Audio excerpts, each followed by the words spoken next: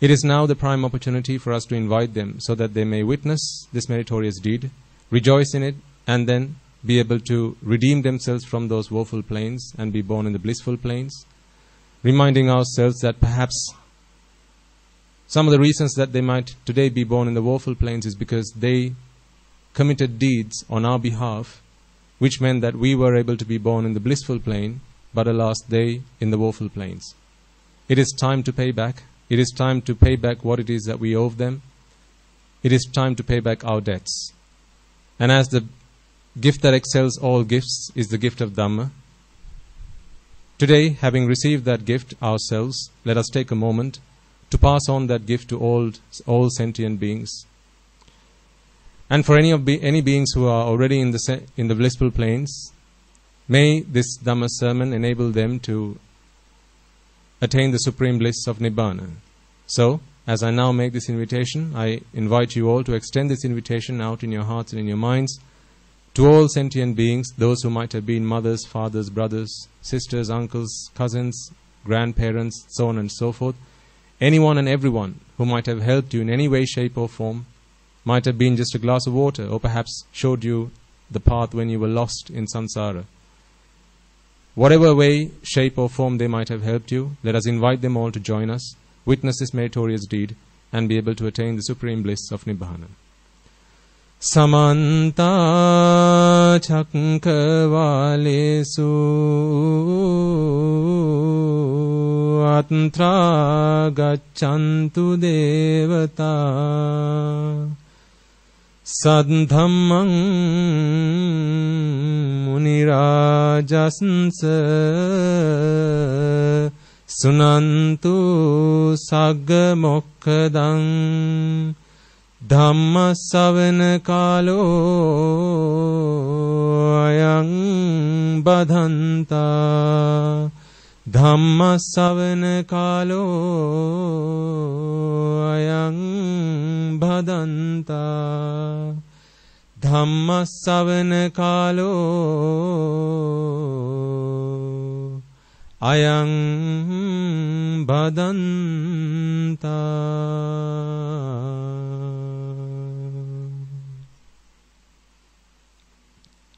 And also before we commence, let us take a moment to reflect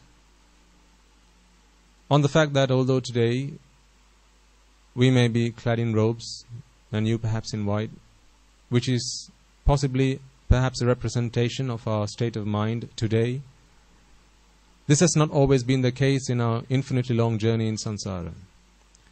We are not the good people that we are today. We were not the good people that we are today in our infinitely long journey in samsara. And this is because we did not have the association of moral and noble people. We did not have the association of the Dhamma. Virtually all our associations, our relations, our connections have been with immoral, ignoble people who defiled our minds with raga, dvesha, moha, desire, aversion and delusion. And having been blinded in ignorance and attachment, avidya and tanha, we may have offended, abused, slandered and desecrated the noble ones. The Samma Sambuddhas, the Pacceka Buddhas, Arahata Buddhas, Anagami, Sakurdagami, Sotapannas, be they on the path or having attained the fruits, as well as the Sambuddha Shasana, the Buddha's ministry. In having done so, either knowingly or unknowingly, such words, thoughts or actions of misdeed, abuse or slander may today become a barrier, may hinder our progress in the Dhamma. So prior to us commencing, let us all take a moment to seek forgiveness from the noble ones and from the Buddha's ministry for any words, thoughts or actions of misdeed, abuse or slander that we may have directed towards them. And finally, let us all take a moment to make a firm resolve that through the course of this sermon, if there are any gaps to my understanding, my comprehension of the Dhamma, which keep me from attaining or achieving the noble attainments, may through the course of this sermon I be able to fulfill those gaps in my knowledge, in my understanding, in my comprehension, and may I be able to achieve the noble attainment of Sotapanna. And for any who have already attained that state, may through the course of this sermon you be able to fulfill the subsequent steps to becoming an Arahant and be able to attain the supreme bliss of Nibbana. So with that firm resolve in mind, I invite you all to prepare yourselves to listen to this sermon.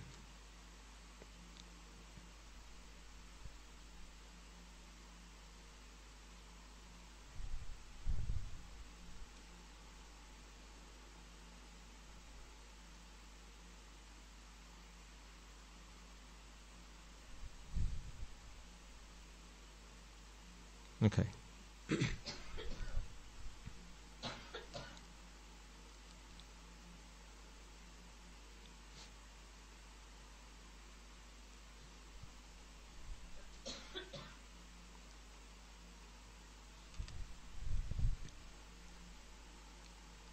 When I speak of the Buddha, what do you feel?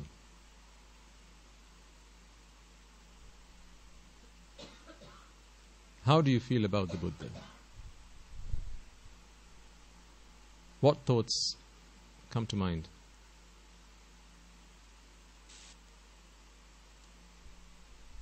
Is he a hero?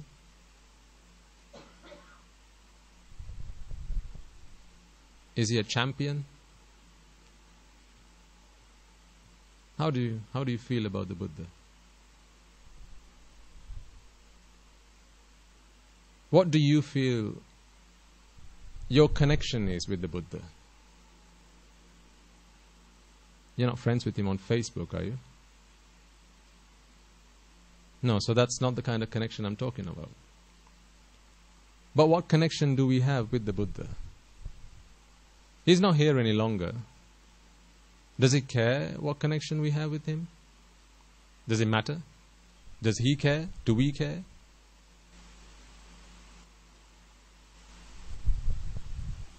So who is the Buddha to us? Is he a teacher? Is he your master? In which case, are you a slave? Are you a student? Are you a follower? Are you a disciple? What are you? I mean, you pay homage to the Buddha. You offer flowers at his feet. You light incense. You light oil lamps. So what is this connection that you have with the Buddha? Why is it you do that to him but perhaps not others? So there must be some connection between you and the Buddha, which this is why you go to see him. When you go to the temple, you go looking for the Buddha, don't you? Knock, knock. Is the Buddha home? So what's this connection that we have? What connection does he have with us? Do you think you owe him something? Is that why you keep offering flowers at his feet? Is that why you offer puja, give alms to the Buddha? Do you feel like you owe something?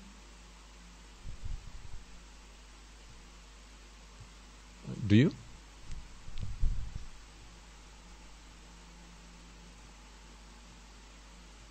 Think about on New Year's Day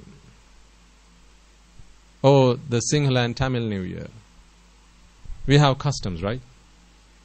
So some of our customs involve visiting those that we have connections with, relations. And then we go and visit them and we take sweets, things that they like to eat, gifts. And we go and see them. Sometimes we take a handful of betel leaves, go and worship them, right?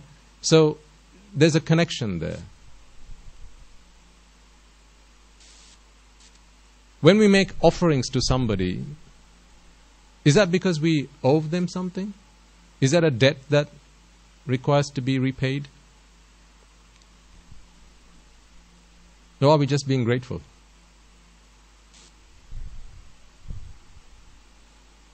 Do we need to be grateful to the Buddha?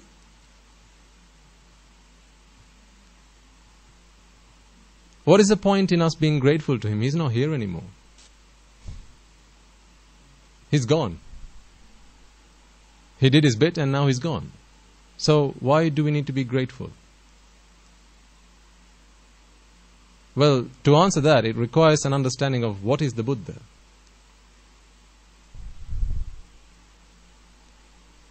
Distinguish between what and who. I said, what is the Buddha? Not who is the Buddha. Who is a person? But when you say what, I can ask, who's a doctor? But what is a doctor? They're two very entirely different questions, right? A who is a person. That's a doctor. There's a doctor. Who's a doctor? And one of you might put your arms up and say, I'm a doctor. But if I ask, what is a doctor? Can any of you put your arms up? No, because a what, there's no person behind the what. So when we make offerings to the Buddha, when we speak of the Buddha, I want you all to understand that it's not a who that we have a connection with. It's not a who that we have a relation to. It's not the who behind the Buddha that you go and offer flowers to. Worship, light incense, make offerings. No, it's not the who, it's the what. The Buddha is the culmination, it's the amalgamation, it's the coming together of all the great qualities there ever was, there ever is, and there ever will be. Where all great qualities that ever was known to humankind, all mankind, all devas, all brahmas, all beings, where all great qualities come together, what you find there is the Buddha. Not the who, the what. So if someone asks, what is the Buddha? If someone asks, who is the Buddha? You could say, well, there was a prince called Siddhartha who renunciated, and after 6 long years of asceticism, he found the Dhamma, and under the Bodhi tree, he became a Buddha. Now, what is a Buddha? Now you can't speak of Siddhartha. Because we're not speaking about a person. We're speaking of what it is that entails a Buddha. So if someone asks you, what is a Buddha? Then simply the answer is all the great qualities there ever was, there ever is, there ever will be, all joined together, all brought together, put together into one single point. Bring it all together and you have the Buddha. It's like how the black hole, the Big Bang. You all heard about the Big Bang, right? There's a theory, the Big Bang theory.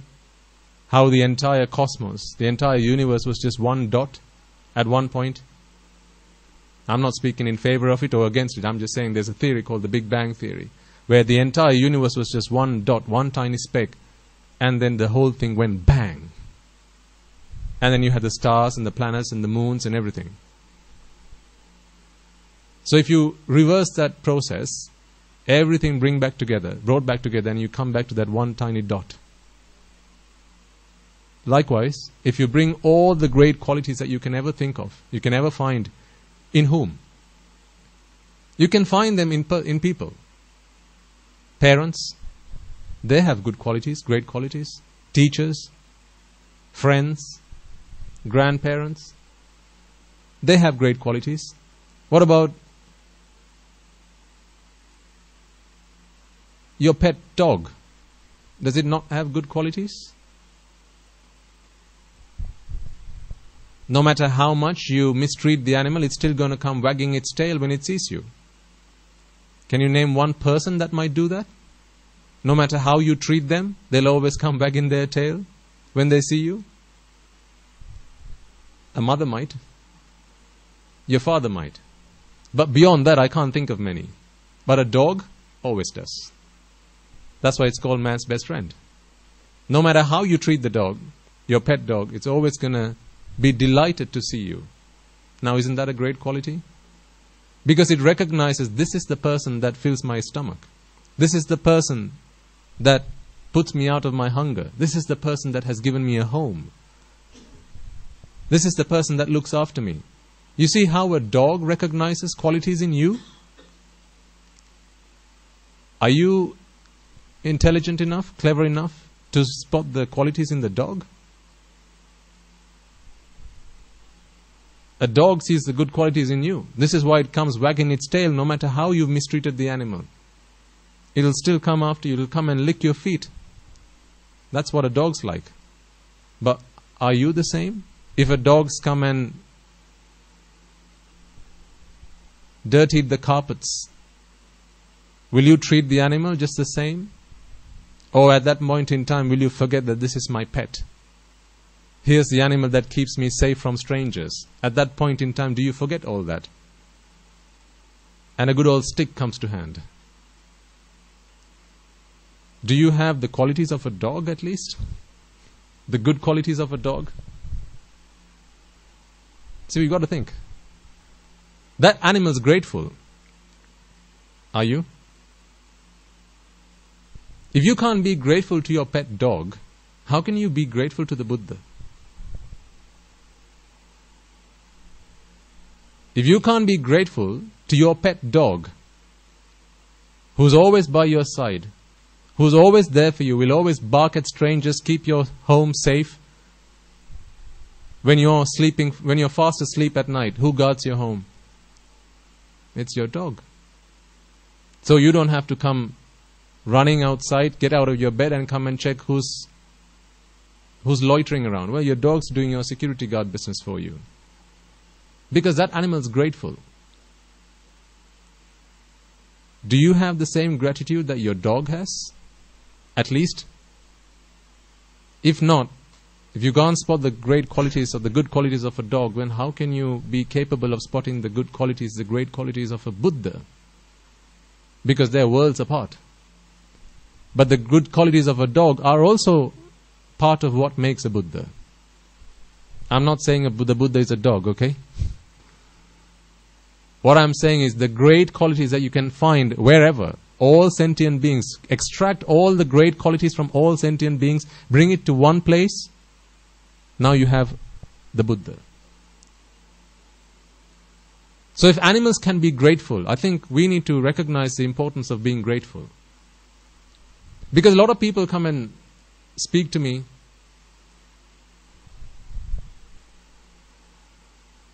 Can we get the windows open, please?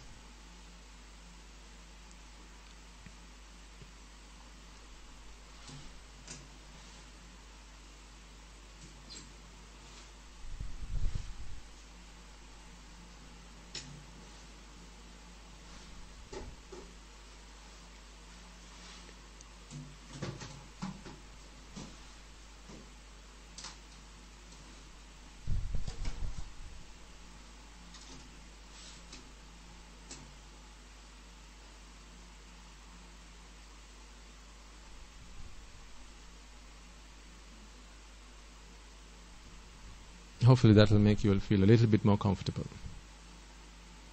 Thank you. A lot of people come and speak to me and they share experiences of how their lives have evolved since they started to listen to the Dhamma. And it's really interesting. A lot of the time they come and tell me, Swamin Wahansa, you know, if only I had been able to listen to your sermons, or these sermons, by any monks.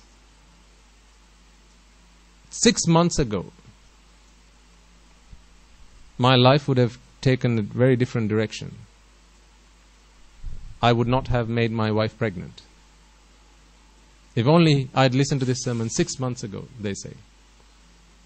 Others say, if only I'd been able to listen to these sermons a week ago, I wouldn't have tied the knot.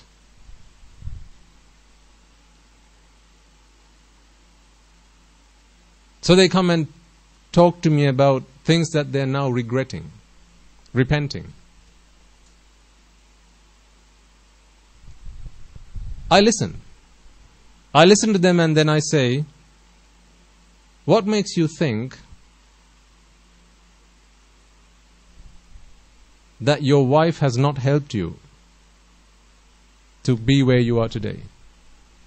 What makes you think that the circumstances that your life have taken now, whichever path it's taken now, is not the reason why you got to listen to the sermons? A guy breaks a leg. Unfortunate. Perhaps. Perhaps. He breaks a leg and now he's bedridden. A friend comes along to see him and he says, hey, now that you're going to be bedridden for the next 3 months, why don't you listen to this CD? I've been listening to some sermons and I think they're quite interesting. Why don't you listen to some of them as well? There you go. Now he's got no choice because he's bedridden. So whenever he's not watching TV, he decides, why don't I just listen to that sermon? Nothing lost.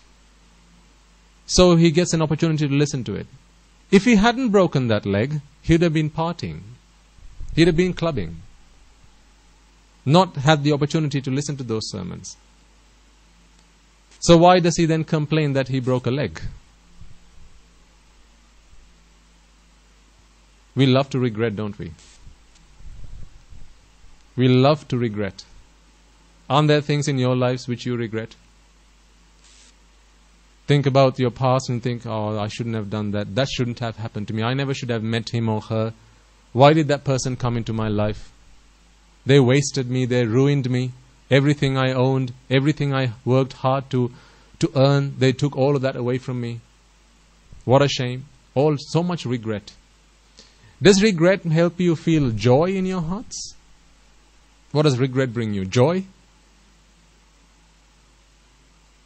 Pleasure?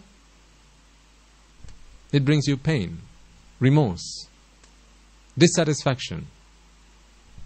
Where does the Buddha say remorse, dissatisfaction and pain lead you to Nibbana? Where does the Buddha say that? He doesn't say that anywhere. Because those thoughts are not conducive to Nibbana.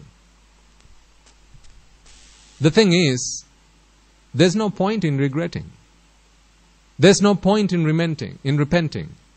Looking back at the past and thinking, I shouldn't have done this, I shouldn't have done that, that person should never have come into my life. These thoughts are not useful. They're useless. Because how can you go back into the past and change them?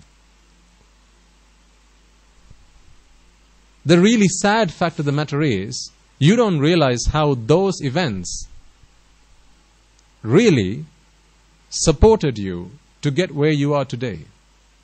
You don't see the connection. You're failing to see the connection. That's why you're regretting. If you somehow figured out how you getting married was the reason that today you're able to listen to these sermons, you'd be a happier person.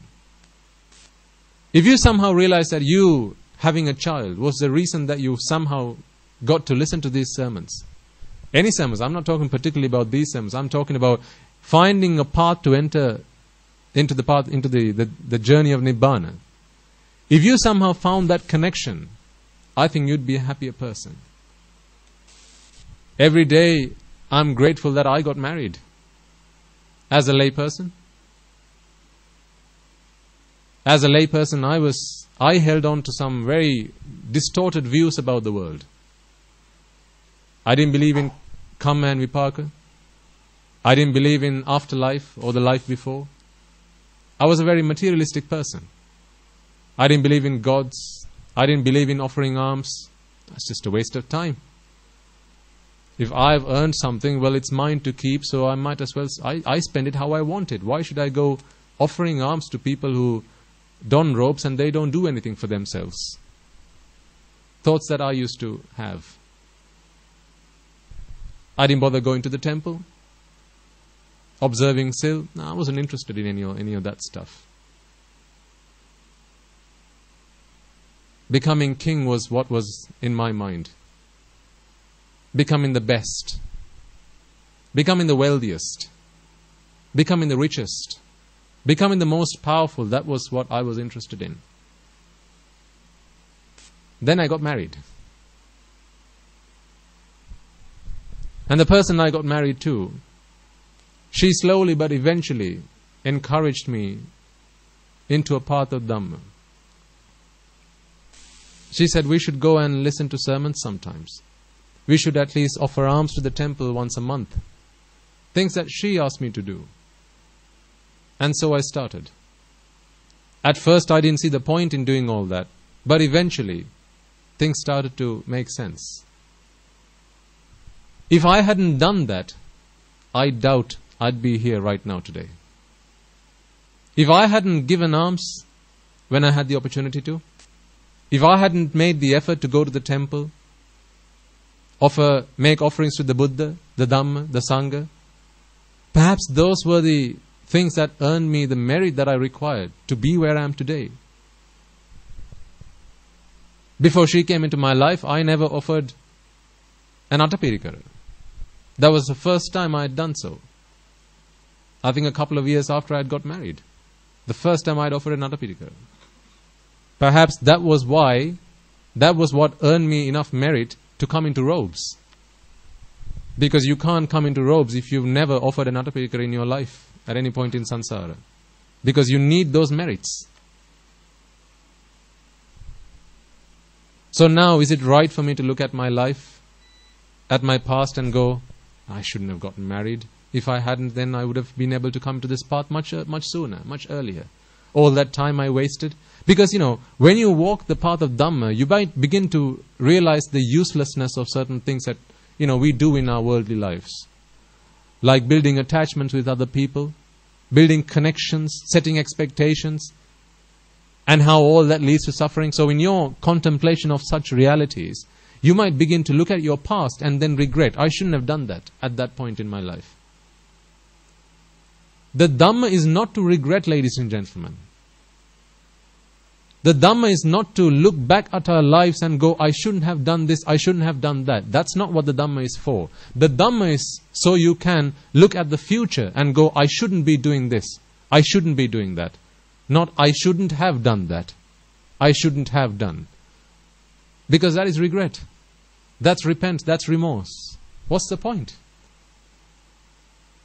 Show me one place where the Buddha gives an admonition to somebody and say, you shouldn't have done this, you shouldn't have done that. Except where he said discipline, the code of discipline. When he speaks to his monks and says, monk, why did you do that?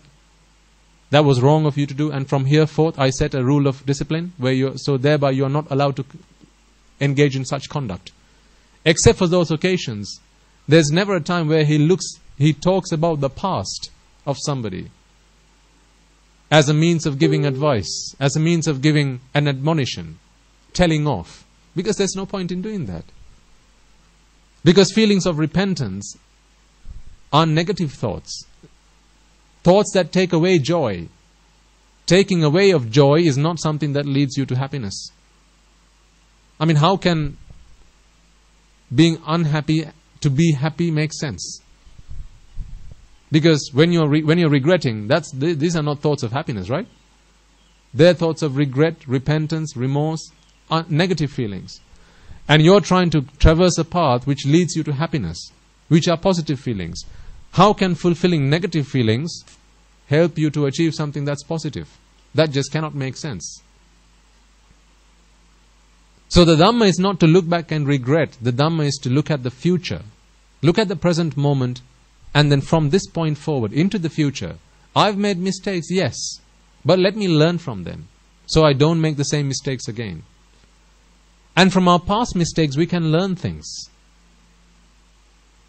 And also, I think something that we all should try to do better than we do already is be grateful for those things that have happened in our lives.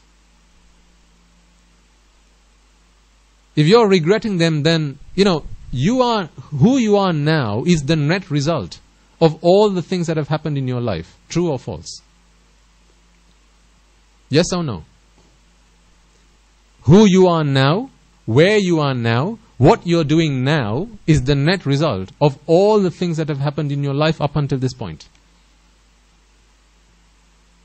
So the fact that you're here right now, listening to this sermon, is the net result of all the things that have happened from the beginning of samsara to a minute before you entered this hall. All things combined.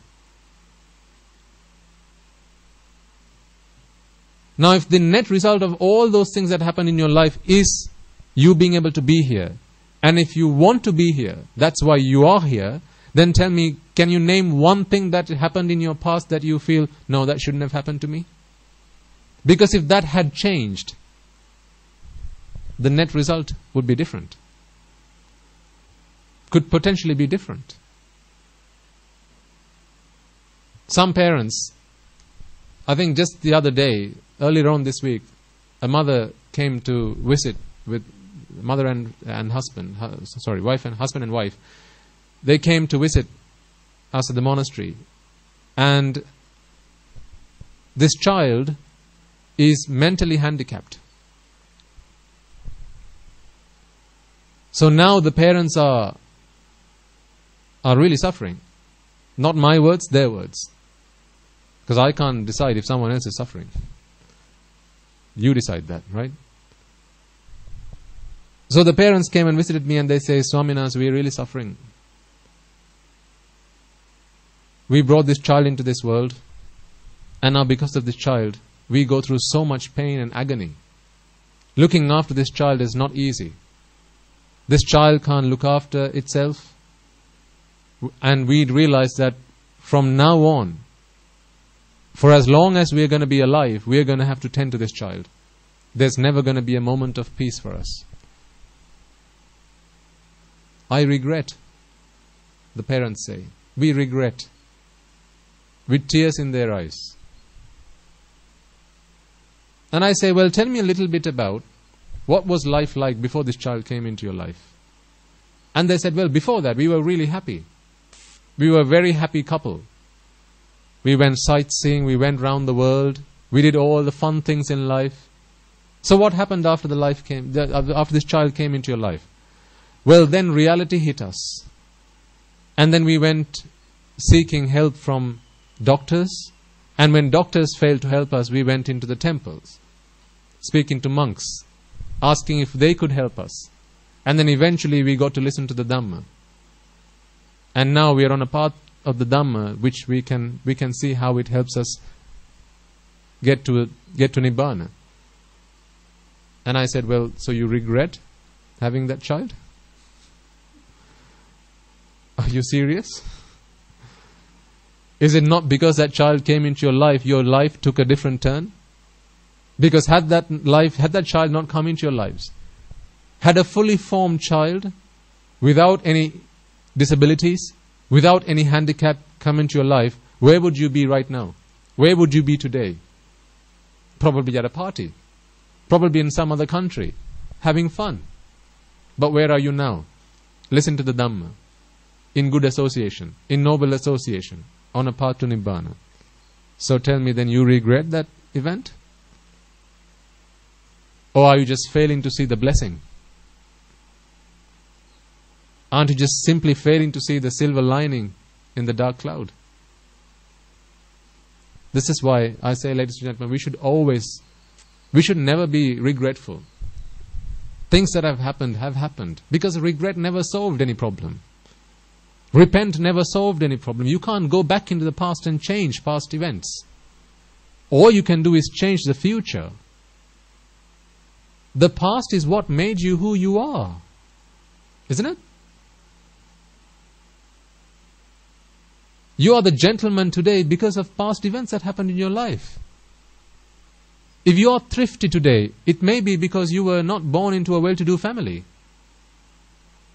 Because your parents found it difficult to make ends meet. So what did they do? They taught you to be thrifty. They taught you to be careful with how you spend your money. They taught you to be resourceful.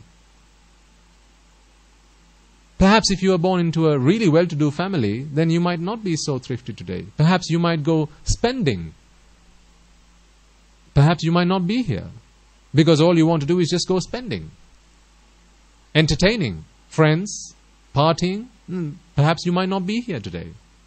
So how can you then say that me being born into a poor family is the cause for my suffering? That shouldn't have happened in my life. I think we all need to be a little bit more grateful in our lives. This is why I say I'm always grateful to who was my wife as a lay person. If it wasn't for her, I probably wouldn't be here today. I probably wouldn't be in robes today. If it wasn't for my teachers from Montessori, I probably wouldn't be here today. When you transfer merits, do you remember your teachers? I had a habit as a lay person, even after I'd left school. I used to ring my teachers every New Year. Even when I was in the UK, I'd ring them in Sri Lanka and then speak to them. because I knew that just a few words would make them happy. Just them knowing that I was doing well, thanks to their efforts, made them happy. That was a habit that I had. Do you do that? I'm not saying I'm great.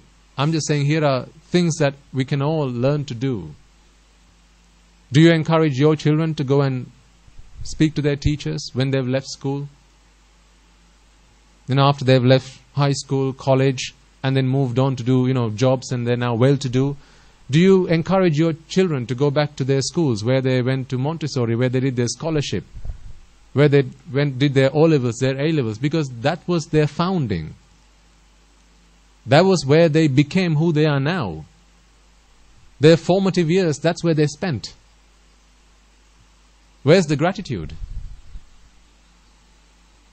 That gratitude is essential. Because if you're not grateful to your teachers, how can you be grateful to the Buddha? If you don't realize what your teachers have given you, teachers who you were able to associate in your life, teachers who you came across, living, breathing people, how can you be grateful to a Buddha that you've never seen? How can you be grateful to someone who only lived 2,500 years ago? You didn't even see the face of. How do you know that this is the true face of the Buddha? You don't know that.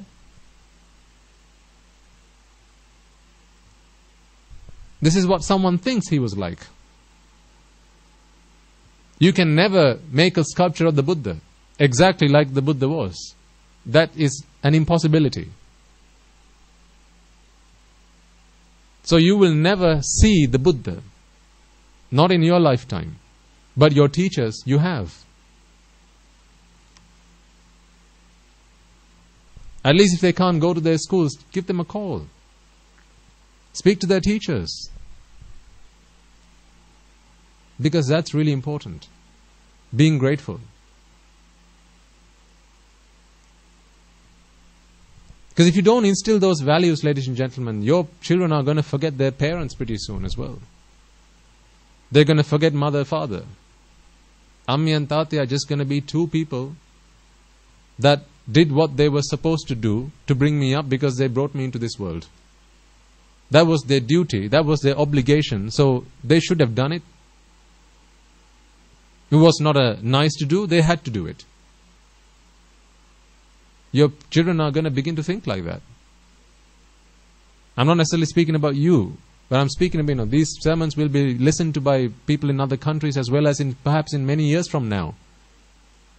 And as you know, values are diminishing every year. As time passes by, we are not who we were, who our ancestors were. Do you know how much our ancestors valued these values? Nowadays, kids put their feet up in the presence of their teacher, on the table. It surprises me how someone could even do something like that. But that's just become the norm now. Children speak up to their parents. They shout at them. Our ancestors wouldn't have dreamt of something like that. But the reason that they were happier than we are today is because of those values that they had in their lives. All those values we've just washed, put it through the washing machine. All that came out was riches, wealth, that's it. All the values washed away. What a pity. Eventually we're just going to be left with the husk. Not the grain. The good stuff will be gone if we don't do something about it. And I'm not saying let's go all try and change the world. Let's make the world a better place for you, for me, and for everybody else. That's not what I'm trying to say.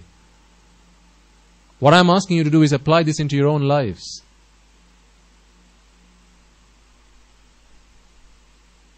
Teach your children the value of respecting parents. Teach them who their parents are. Teach them to be grateful.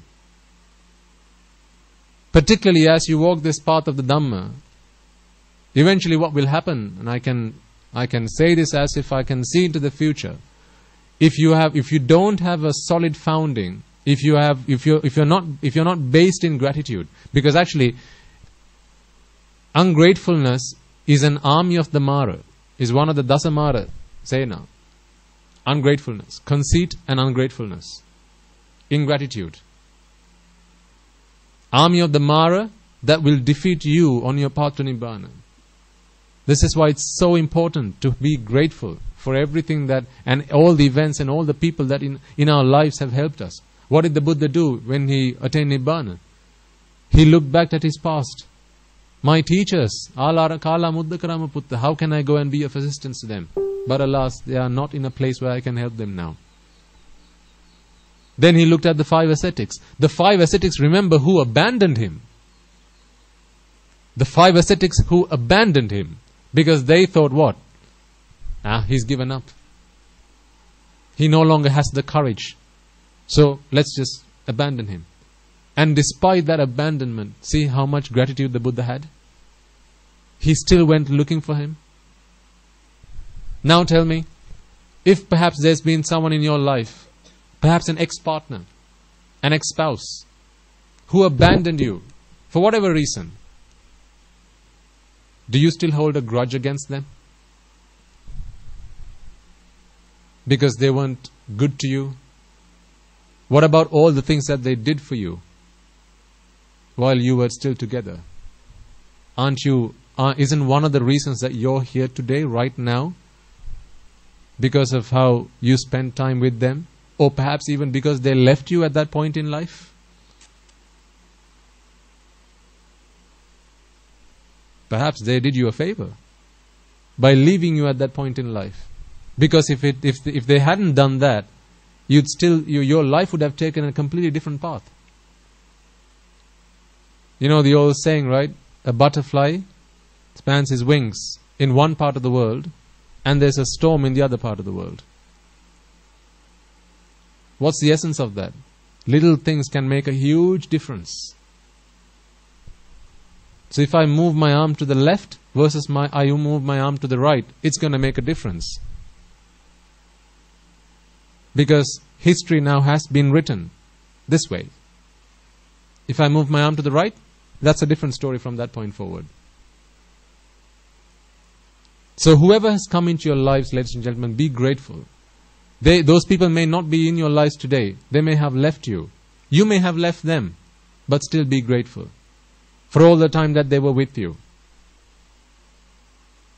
Sometimes couples or guys come up to me and say, Swami Nwansa, there was a girlfriend that I was going out with, and then she dumped me. I curse her. And I say, do you not realize, young man, that for all the time that she was with you, she dedicated her life to you? She didn't look at another guy. She didn't think about another person. All she cared was you, your happiness. She dedicated herself to your happiness. Do you not think about that? Why do you just see the one thing that she did, the one bad thing that she did? But what about all the good times that she did, that she spent with you? All the good things that she did for you. Why do you only think about the bad stuff? Why do you go digging for dung? You know what's going to happen then? Look for the gold. Look for the gems. Look for the jewels. Because if at any point in your lives, ladies and gentlemen, we have suffered mentally, then we know now what the answer for that is. What is the cause for that? What is the cause for all mental suffering? Attachment. Not the girl dumping me.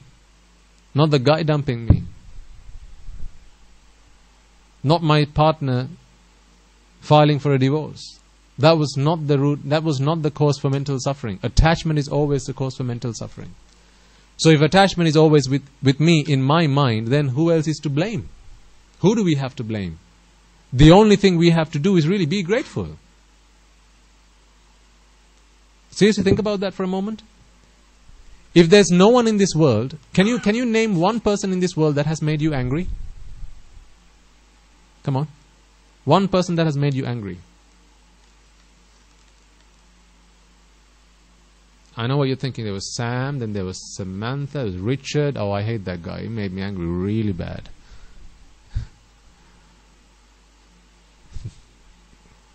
See, really? When was the last time someone else made you angry? Can someone else make you angry? Is anger something that someone else can do to you? No. Anger is something you do to yourself. Because all they can say are words. How you construct those words, how you tie those words together like you do with a necklace, depends on your state of mind. It's you who process those words. You're the processor. They just give you inputs. You're the processor. You process how you like it, and then out comes the output. He shouted at me. She scolded me. So she made me angry. Incorrect. You made yourself angry. Remember last week or the week before I told you about the visit to the zoo? When you go to the aviary and there are birds in the cages, you go listen to the birds and you think the birds are singing along, right? Singing bird songs. They're chirping away, singing bird songs. Only because you don't speak bird language. That's why you think that. If one day you learnt bird language, you realize that they're cursing at you. Because what are they saying? I lived a happy life in the forest with my baby birds and everybody else in my family. I used to eat leaves and fruits of the trees. I had a very free life. What did you do? You caged me up and you put me in a zoo. Now look at me. I'm stuck here. So you think they're singing bird songs? No, they're cursing at you. Much the same like all the other animals in the zoo. They're cursing at you. Because do you like to be caged? What makes you think an animal likes to be caged then?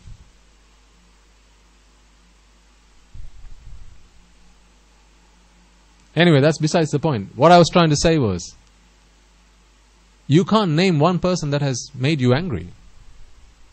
Because anger is not a product of the outside world. Anger is a product of the inside world. You become angry, not the other person made you angry. So, if no one's made you angry, can you name one person that has made you sad in your life? Come on, surely. There must be somebody in your life that's made you sad. Just give me one person. No? So if no one made you angry, if no one's made you sad, then the only things that another person will have given to you is happiness. Supported you, assisted you in some way, shape or form. Been of assistance to you. Helped you. Right? Because help can come from the outside world. And I'm talking about that kind of happiness. I'm not talking about the mental happiness, because again, mental happiness cannot be a factor of the outside world either. That's not a product of the outside world either. So no one really in this world has made you happy, and no one's made you sad. You did it all by yourself. But people in the world, other people in the world can assist you, can support you, give you a meal, shelter, clothing, make life easy for you to live, bring you comforts that make life easy to live. All that they've done for you. So if you think about a relationship, a husband-wife relationship, and the reason that they're going for a divorce is because the husband says that she always makes me angry. Is that true?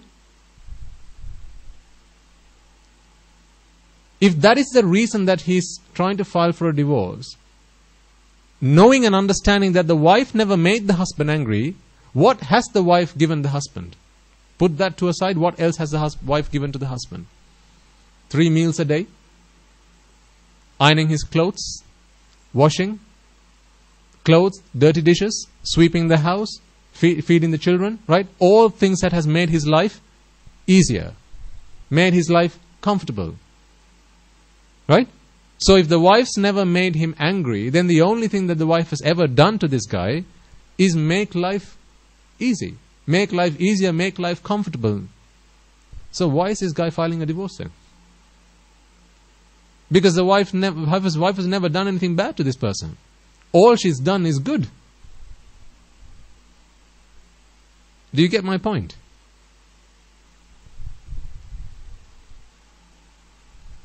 No one's ever made another person angry. And if a couple are trying to break up because the other has made me angry, then we know that that is not true, because no one else can make us angry. But in a relationship, these two help each other out by making comforts available at home. So that is real. That is true. Cooking a meal, that's not a fabrication of the mind. That really happened. Okay? So if those things have really happened, but making someone angry is not true, that's just a fabrication of the mind, then why are you trying to divorce? You're trying to fix your problem by treating the outside world. When's that going to work out? That's not going to work out. That's pointless.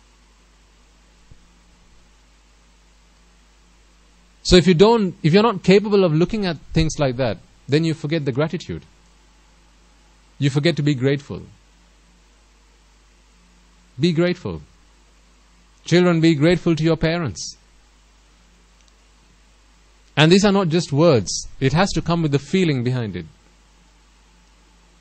Think about how much parents have done for us. I think one of the first sermons that we delivered, one was in Australia to some young children. One of the things that I asked them to do from here forward is to help do the dishes at home. I think children at the age of 6, 7, 8 and so on. I said, do the dishes at home.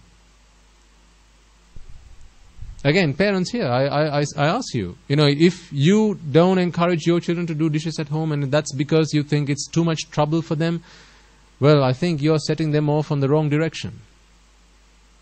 You're ruining them. Because they're going to forget gratitude. If they can't see why and how they should be grateful to their parents, when are they ever going to learn why they should be grateful to the Buddha? Because you can't begin to comprehend what the Buddha is. At least parents, you can begin to just think about what parents are, because one day you can become a parent. But who here wants to become a Buddha? You have to become a Buddha to know who a Buddha is. Or what a Buddha is. To know what a parent is, you have to become a parent. So children, they can eventually one day become a parent, and then they will realize. Lots of movies. When do people, in lots of movies, right? When do people look back at their lives, they retrospect, and then they start crying and they think about their parents? Oh, I should have looked after my parents much more than I really did. Most of the time, that's when they become parents themselves. And then they realize how difficult bringing up a child is. So when you become a parent, then you begin to understand what a parent is. So likewise, you're going to know what a Buddha is when you become a Buddha. And I have no intention of becoming a Buddha. Certainly not a Supreme Buddha. Because that's too far to aim. I really can't be bothered. Because there's a closer target that we can aim for. But to begin to understand, at least to begin to understand who or what the Buddha is, well, before that you have to understand what your parents are. Not who. Who your parents are, you'll say this person, that person. But what your parents are, what your teachers are, what your friends are, what your relations are, how much they've done for us. Be grateful. Have that gratitude. Once again I say, on your path in the Dhamma, if there are 5 people at home, these 5 people are like the 5 fingers on your hand, on your palm. On your hand rather. They're all of different lengths, as you can see. The thumb is the shortest. Then you have the little finger. Then you have the index finger. And so on, until you get to the middle finger. They're of different lengths. If you think of this as how far you've come along this path in the Dhamma, then if there are 5 people at home, the 5 people at home, their progression in the Dhamma, their understanding, their comprehension of the Dhamma will be like the 5 fingers on your hand. One will be further ahead. They'll have gone past everyone else in the family, and that could be you. But remember that there are others who are still taking baby steps. There will be someone at home who's still the thumb. They haven't come very far in the Dhamma. They're only beginning to observe the 5 precepts. You're talking about anicca dukkha anatta. You're talking about the Satara Satipatthana. And they're only beginning to learn the meaning of the 5 precepts. Then there'll be somebody else who's trying to abstain from the unwholesome deeds. But you're trying to take steps to become an anagami. So the thumb can never jump up and reach the middle finger, can it? What happens if the thumb jumps? The more it jumps, the rest are going to keep moving up as well. The thumb is never going to be able to reach the middle finger, or any other finger for that matter. So it's not for the thumb to jump and reach the middle finger, it's for the middle finger to come down and reach the thumb. Because that it can do, without the thumb having to do anything. That middle finger can bend and reach the thumb, but the thumb can never jump and touch the middle finger. So if you're the middle finger at home, as in the one at home who's gone the furthest in the Dhamma, then it's your duty, your responsibility to realize that everyone else at home may not be at the same level as you at home. You have to realize that you were once where the thumb is today. You have to realize that perhaps your wife, your spouse, your husband may be where the thumb is today, and you're right up there, but this person's still down here. You've got to realize that one day I was there myself. Get into their shoes. Step into their shoes. Don't gauge them from where you are right now. Get into their shoes. And think about how might they, when I was them, when I was like them, how did I feel about the world? When we got married, we never decided to get married so that we could go and become a monk and a nun one day. The reason we got married was so we can go and enjoy the world. Have kids, have a family. Wasn't that why everyone here got married? Have a beautiful life? Isn't that what you promised each other? So when you've given all those promises, now it may be that just one person in the family has started to listen to the Dhamma, and you now have a completely different aim, completely different purpose in life. But the other person, they're still holding on to what you promised them. They're still wanting kids. They're still wanting to have a beautiful family. According to them, a beautiful family. But to you, that's not what interests you anymore. Who's changed in this relationship? They or you? You've changed. So why do you point the finger at them? If you have changed, why point the finger at them? They came along with you because you promised them. Husbands think about your wives. Wives think about your husbands. Parents think about your children. Children think about your parents. Whatever your relationships are, whatever your connections are, this is why I say be grateful. Despite who you were they not willing to get married to you? Were you an arahant when you got married? Were you? Any of you? An arahant when you got married? So if you were not an arahant, weren't you just a bundle of raga, dvesha, moha walking on 2 legs? So wasn't the other person, despite the fact that you were a bundle of raga, dvesha, moha walking on 2 legs, despite that fact, still agreed to get married to you and live under the same roof? Knowing fully well that you were a mundane prutakjana. Perhaps even knowing that a prutakjana is prone to committing unmeritorious deeds, unwholesome deeds. There's a chance that this person might cheat on me one day. There's a chance that I might have to die at this person's hand one day. Knowing all that, did they still not get married to you? Now how can you be ungrateful? Isn't that a quality that you really have to praise. Despite who you were, they still got married to you. Well, the guy next door didn't get married to you. The woman next door didn't go out with you. Your husband did. Your wife did. Because they were able to see some good qualities in you. So they decided, let's do this. So never be ungrateful. Because this is always, almost always this is going to be the case. If there are 5 people, take 2 people. If there are 2 people in the family, one's always going to be at least a step ahead of the other. Virtually always that's going to be the case. Look at your own families. See if this is not the case. There's always going to be one person ahead of the other. And if your understanding is like the one who's further ahead, if that is who you are, then it can happen that you look back, you look at the other person and you feel remorse. You think, why did I get married to this thing?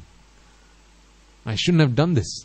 Why doesn't she just understand? Why can't she get into her head that this is all pointless?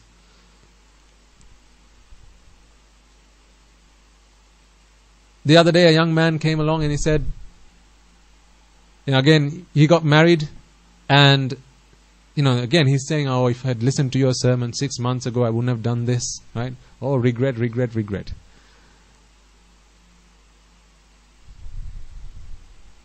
And then he says, ever since I started listening to sermons, my life has changed. Before I listened to sermons, I used to treat my wife at least once a week. I used to treat her by taking her out for a meal. Every birthday, every Valentine's Day, every New Year's Day, I used to treat her, take her to a massage or something like that. I used to, give her the best I could afford. Get her some jewelry, get her presents. But now I don't see the point in doing any of that. Because it's just pointless. It's all anicca dukkha anatta. So he says. And then he says, well, now my wife is not helping me.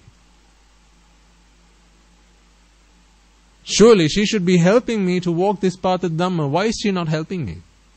She's against me coming to the temple and listening to sermons. Surely that's very evil of her. Swami Maharaj, please can you speak to her and give her some advice? Because I've tried telling her, but she won't listen to me. I think you should. So he wants me to speak to his wife and give her advice to adjust to this new person that her husband has become. Who's changed? The husband's changed. All I could say is, sir, you're making it difficult on yourself. It's not your wife who's stopping you from going out listening to sermons. You're doing it to yourself. If every 2 weeks, every fortnight you took her out for a meal, I suggest you start doing it every week now. If every Valentine's, every birthday, every New Year's Day, all you got her was a box of chocolates, I suggest you also get her a rose now.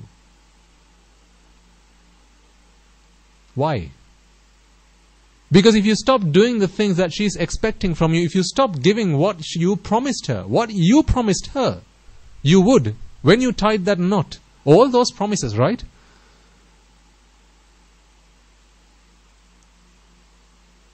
I will never leave you till death do us part, right? All those beautiful promises. Forgotten. Just because you have now started listening to the Dhamma. You've made it difficult on yourself, sir. I said, you promised all these things to her, and now it's only right that she expects them from you, because you promised her. So now that you are not delivering what you promised, well, it's no surprise that she's disappointed. No surprise that she's frustrated. No surprise that she feels that you listening to sermons is the cause for her suffering. Because clearly, if she listened to sermons, she would realize that attachment is the root for all suffering. But she's not yet. And the way you're going, she's never going to. Because the more you mistreat her, because from her point of view, this is mistreating, right? This is mistreatment. From her point of view, this is mistreating her. You promised her the world and you're not giving her a modicum. You're not giving her anything. So you're mistreating her. And from her perspective, it's the Dhamma that is the cause for our suffering. We lived a really happy family life until this bugger went along and started listening to sermons. Now the Dhamma is to blame. The Buddha is to blame. The Sangha is to blame. Now what do they start to do? They really do start blaming the Dhamma, the Buddha and the Sangha. And in doing that, Aripavada. Now tell me, when is she ever going to understand that attachment is the cause for all suffering? Is he not just digging a bigger hole every day? Because you're going to have to live with her. Until you part, you're going to have to live with her. You're just making it even more difficult on yourself by doing this. So this is why I suggest, if you took her out every fortnight, then now start taking her out every week. Because then what is she going to think? Oh, actually, every time, since he started listening to sermons, he's treating me like a queen. He only took me out every other week. Now he's taking me out every week. What's the cause for this change? Oh, he's listening to sermons. Go. Listen to more sermons. If you used to speak to your wife by using her name before you started listening to sermons, now what do you start calling her? Darling. Sweetheart. Honey. Why? What is she going to start thinking now? Because she doesn't realize attachment is the cause for suffering. All she knows, and who's to blame? Ignorance. The same ignorance that this man was in before he started listening to sermons, right? This is why he got married. The same ignorance. So now what you ought to do is help her come out of that ignorance. You're expecting this thumb to jump up and reach for the thumb, reach for the middle finger. The thumb can't do that, sir. You have to bend. You have to be flexible. You have to reach down and touch the thumb and help the thumb come up. Make progress. So you have to get down to your wife's level. You have to realize that this is where you were before you started listening to the sermons. Before this Dhamma came into your life. So get into her shoes. Look at the world from her view. Look at yourself as a husband from her perspective. And for wives here, do the same the other way. Because this problem will be there everywhere. Whenever you start to walk on this path of the Dhamma, because the way of the world is one, the way to Nibbana is another. Anya hilabu panisa, anya Nibbana gamini. The path to Nibbana is one. The path to riches, the path to the wealth, the path to joy, in a worldly sense, is another. Completely different. 180 degrees apart. So you promised to take this person this way, now all of a sudden you've decided to go the other way. You've changed, not the other person. So you have to be more understanding. You have to be grateful. If you're beginning to realize how much raga, dvesha, moha you had in your hearts before you started listening to sermons, because you will all come to that point. Come to a point where the fires of raga, dvesha, moha are starting to become extinguished. It's then you're going to begin to be able to look back at the past and think, good heavens, how much raga, dvesha, moha there was in my heart before I started listening to these sermons. Now, thinking about that, do you realize what kind of person your partner got married to? The day you become a Sotapanna, you will never want to cheat on your wife. You will never want to do that. The day you become a Sotapanna, you will never want to cheat on your husband. It's not because you will restrain yourself when you feel the need to do it. It's because you will just not want to do it. Two different things. One guy wants to do it, but he thinks, no, I shouldn't do it. It's bad. I shouldn't do it. The other guy just doesn't want to do it. When you become a Sotapanna, you will not want to do it. When the day comes where you don't want to do it, you will be able to retrospect, look back at the past and think about the day, think about the time, think about the guy who used to want to do it, and your wife still got married to him, right? Wasn't it great for your wife to do that? To get married to a man who was willing to cheat if the opportunity arose? Now where's the gratefulness? So make sure gratitude is not something you shed on the way to Nibbana. If the Buddha was the most grateful person ever, having attained Nibbana, he looked back at his infinitely long journey in samsara. Every person who helped me to be where I am today, how can I help them now? Then don't you see that in the process of becoming the Buddha, in the journey to becoming a Buddha, what he did was he cultivated, he developed this virtue, this quality of being grateful.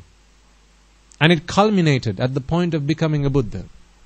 At its peak, there's no one on this earth who's more grateful than the Buddha. No one. So that being the case then,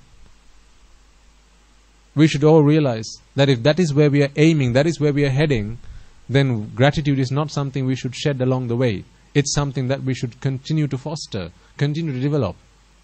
So be grateful to everybody and anybody who will have helped you, even if they might have just offered you a glass of water. This is why at the end of sermons, ladies and gentlemen, I take a moment to ask you to remind yourselves about your local temple, the monks and nuns in your local temples and nunneries.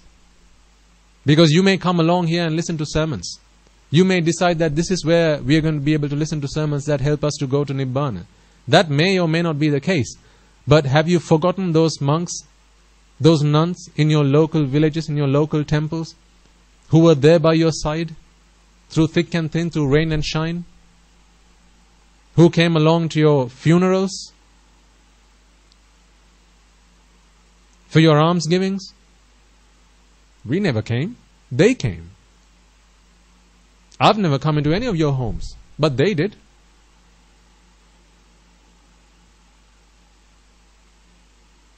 They did.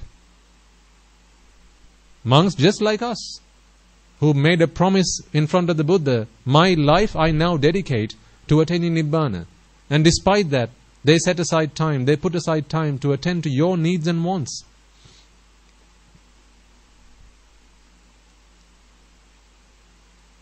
Where do you send your children to the Hampasa? Not here. We don't have a Hampasa. It's to your local temple. So is it right then that just because you come here to listen to sermons that you forget your local temple? The temple that was always by your side, your grandparents went there, your great-grandparents went there, your parents went there, you went there as a young child. So just because you decide this is where I got to learn the Dhamma, this is where I'm now able to become a Sotapanna. If you forget your past, if you forget your roots, I doubt you're even a Sotapanna.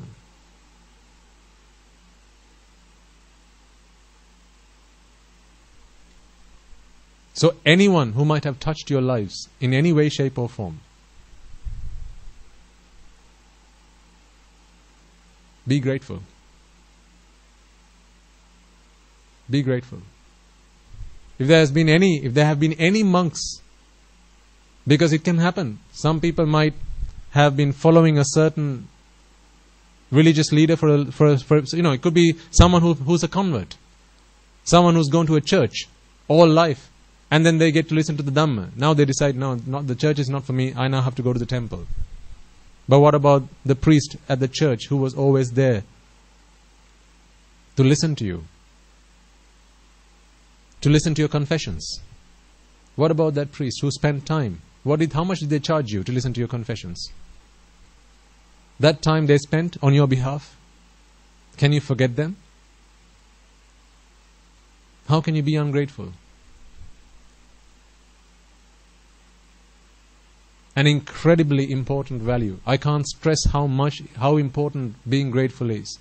Because if you can't be grateful to your parents, to the monks in your local temples who were always by your side, through rain and shine, through the difficult times particularly, then you are never going to be able to be grateful to the Buddha. Because you don't know what the Buddha is. You may know who the Buddha was, but you won't know what the Buddha is. Because that is the pinnacle of gratitude.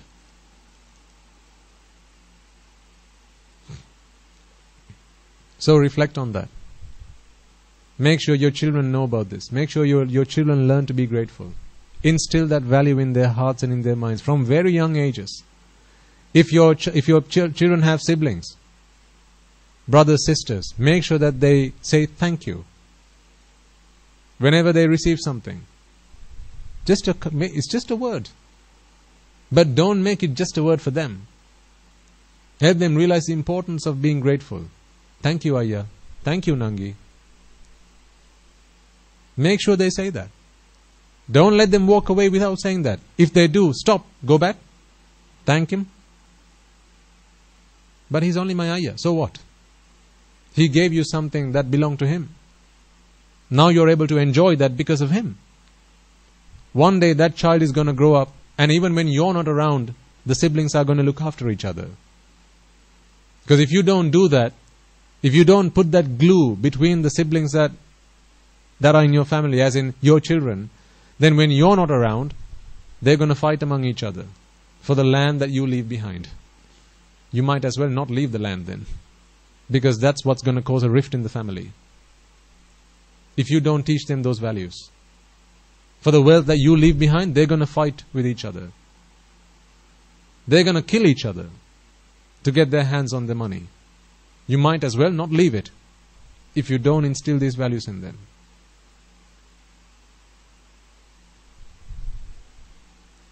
It's really, parents, there's so much you can and you have to do. Now that you've brought children into this world, there's so much that you have to do. Because like Guru Swami once said yesterday, otherwise you might as well have left them as Gandhabas. You might as well have.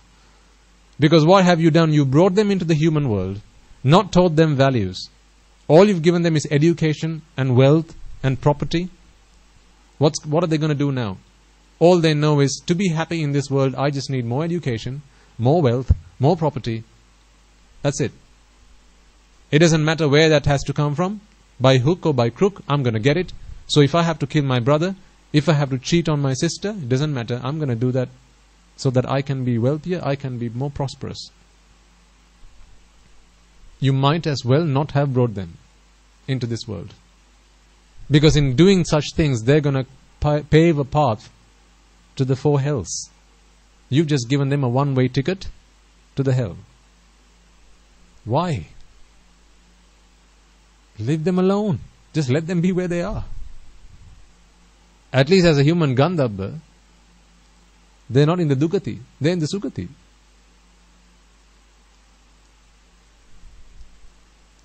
But the best way to teach somebody is by example. So make sure that you're an exemplary at home. If you have rifts in the family, perhaps you have among your siblings, your brothers, your sisters, don't let your children take a lesson from that.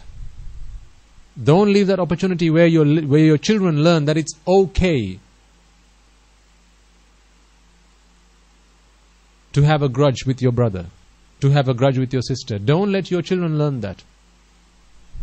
Be the better man. If your brother, if your sister is not willing to speak to you, then take your children along and show them and teach them. No, it's not right. We have a grudge and I'm going to sort it out.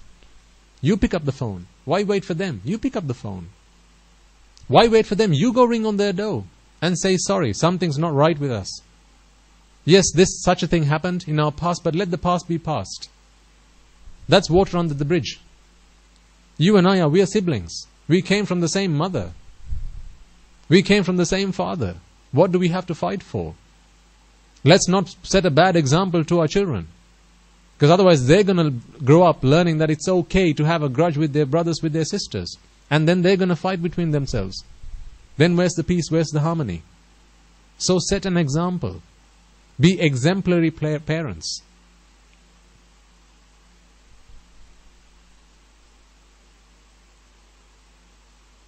Is what I'm saying unjust? Is any of this unreasonable? Tell me if that is so. Because you brought them into this world, ladies and gentlemen. You have to teach by example. Instill those values in them, because without those values, they're never going to see what the Buddha is. They're never going to learn. Without those values, they're not going to have a good founding. No foundation. Without a solid foundation, how can you build the castle of Nibbana? You can't.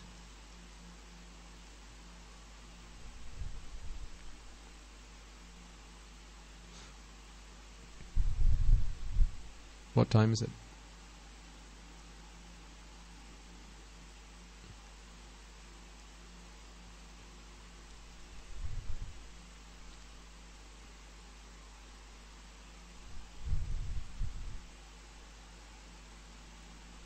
So that's general advice.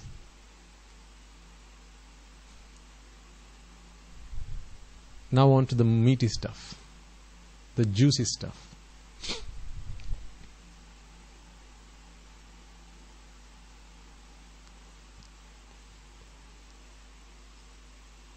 We've been talking about this process which leads to the birth of suffering. What is that process called? Indeed, absolutely. Paticcasamuppada. Dependent origination process. The dependent origination of what? Suffering. That's why at the end of that process the Buddha preaches, Eva metassa kevalassa dukkha kandasa samudaya hoti. This is how mountains of suffering come into being. So this is the process that describes this.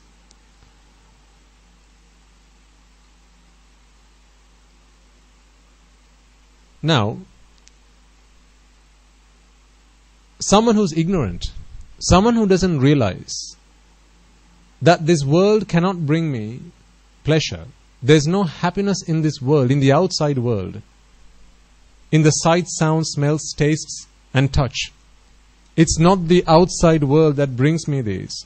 Someone who's ignorant of that is going to continue to think that it's the sights, the sounds, the smells, the tastes, and the touch in the outside world that bring with it, to me, happiness, pleasure, satisfaction. The other day I was reflecting on this because, like I said, ladies and gentlemen, this is what we need to reflect on. If this doctrine has sunken in your minds, if the penny has dropped, from that point forward, this is what we need to contemplate on. Because, can you put your arms up if any of you do not feel pleasure? Ashwada? I no longer feel pleasure. Can you put your arm up? Okay, if none of you can put your arm up and say, I no longer feel pleasure when I look at a sight, when I listen to a sound, when I see a pretty girl, I don't feel pleasure. When I have a nice delicious bit of cake served on a dish, put in front of me, I don't feel pleasure. My mouth doesn't start watering. If you can put your arm up to any of those, then what you are saying to me is, I no longer am in vexation. No more pelima.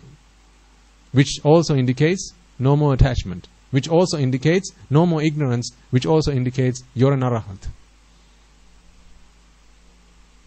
So thankfully I'm not giving a sermon to a group of arahants, because if that is the case, then we are seated incorrectly. I should be there, you should be here. So I was reflecting on this. And this is what we need to reflect on, contemplate on this. Even if you sit down for meditation, here's what you need to think about. Think about a time when you looked at a sight and pleasure came to mind. You felt pleasure, because that's good feeling. You know, when we say Vedana Pacchaya Tanha, Passa Pacchaya Vedana, we are talking about the Ashvada. We are talking about pleasurable feeling, which we all are able to experience. But now we've gone beyond the experiencing, and we are now able to see through insight, through wisdom. Because that's what helps us to look at the process and then find out where on this process did we get it all wrong, and then rectify the process. So what I was contemplating on recently was, we've been talking about how sights never brought us pleasure. So then I was thinking, well, if a sight never brought me pleasure, if a sight never brought me happiness, what did a sight bring me? So let's take the simple example of this winnowing fan. What does this is a sight, right? You can all see this. So it's a sight. If you knock on this like this, then it's a sensation, a physical sensation. If you hold it next to your nose, now you can take a sensory smell sensation. But when you're just looking at it from afar, you can see the sight. It's a sight, right? If this winnowing fan cannot bring you pleasure, well then tell me, what can it bring you? What can it bring you? Okay, vipaka, yes, but what is the vipaka? What does it really bring you? No, you're thinking a lot ahead of what I'm trying to get across. No, you're using your eyes to look at this, right? So what are you seeing? Color. Color. You're seeing color. How do you see shape? Difference in color. Difference in color, right? So when you know the reason that you know that I'm holding a winnowing fan against my robe is how? My robe's one color, this winnowing fan's another color. If this were both the same color, you wouldn't be able to tell. So all we are able to perceive is difference in color, right? So this winnowing fan, we can think that this, let's say this is an off-white. I'm going to just say yellow, just for ease, okay? Just to keep it simple, I'm going to say this is yellow. Ivory, yellow, I'm going to say yellow. Now, we can come to the conclusion that this brings us color, right? What color does this bring to your eyes?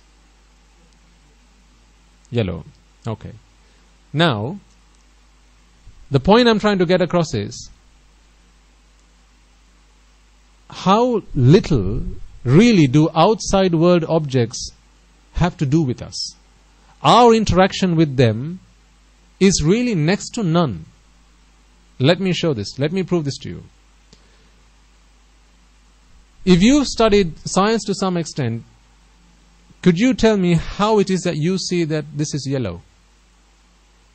Light falls on the winnowing fan, and then reflection. What is reflected? Only yellow. Why is yellow reflected? What happens to the other colors? Absorbed, right? So what this winnowing fan does is it absorbs all the other colors, and yellow it discards. I don't want it. I don't have nothing to do with you. Go away. I don't want yellow. So really what we perceive is what this winnowing fan has decided I don't want. Throw it away. Discard. I don't want it. I have nothing to do with yellow. I'll absorb everything else. I don't want the yellow. When we look at the winnowing fan and we make a decision, we say that this is yellow, all we are actually seeing is whatever this winnowing fan has discarded. It's not even what this winnowing fan is giving us. Because if it was what the winnowing fan was giving us, we should be able to see everything but yellow. Because what did this winnowing fan absorb? All the other colors. So if this winnowing fan was giving us a sight, then we should be able to see all the other colors but yellow. Because what is the winnowing fan doing? Absorbing all the other colors except for yellow. What it's throwing away, that is what we are picking up. Now, is the winnowing fan even giving us color? No, it's not giving us anything. Because light's falling on it, it's absorbing all that it wants, and what it doesn't want, discard. That is what we are picking up. So it's not the winnowing fan that's giving us the yellow. It's whatever it's not taking in, we are picking up. It's what it's saying, I don't want, I'm discarding, useless, I don't need this. We are picking that up. There are dogs in the monastery. We don't feed the dogs.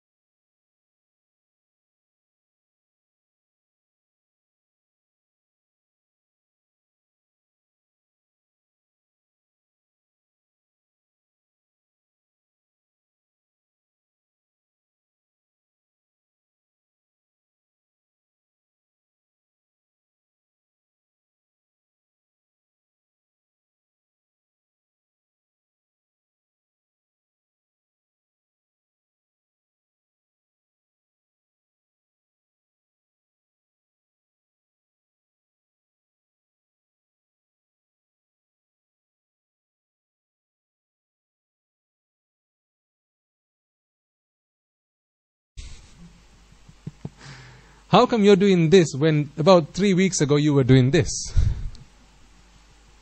It's the same flower. So when you're saying the flower,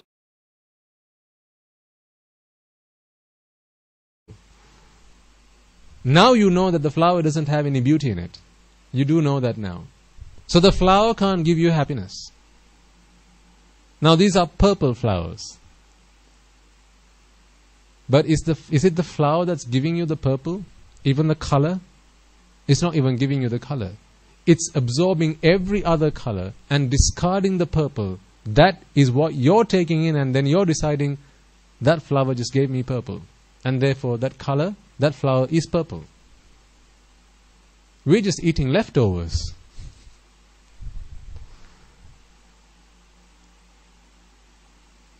Who are animals that eat leftovers called?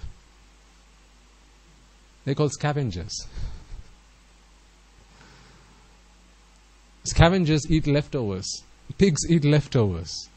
Crows, they eat leftovers. Stray dogs, they eat leftovers. Would you like me to call you a pig? Would you like me to call you a stray dog? Or a crow or a scavenger? But isn't that what we're doing? See, when we see someone on the street, right? Most people that we see on the street are strangers. Isn't that so? When you walk along the roads, most people that we see are strangers. How does someone become a stranger? Why is it some people are strangers, others are friends, and others enemies? You have friend, foe, and stranger. Right? Generally, these are the three categories you can categorize people into: friend, foe, or stranger. Who's a friend? Who's a friend? Is that a mind-boggling question? You've all got friends. Come on, who's a friend? A friend is someone who makes you happy. Is that simple enough? A friend is someone who makes you happy, right? So friends make you happy, right?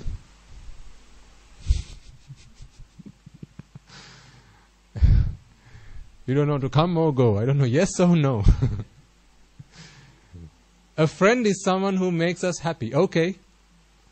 So a foe is someone who makes us sad, who makes us unhappy. We don't like them. We like people who make us happy, so we call them friends. We like people, or we don't like people, we dislike people who make us unhappy, who make us angry, so we call them enemies.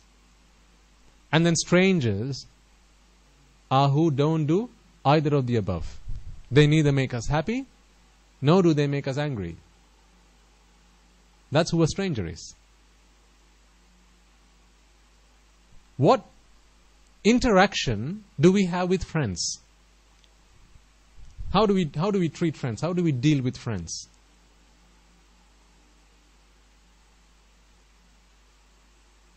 You look like you all come from Mars. Do you not interact with friends? So how do you interact with friends then?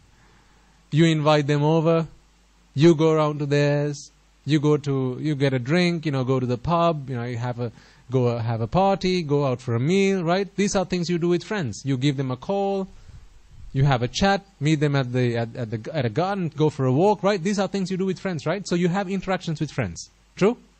What about enemies? Do you not have interactions with them?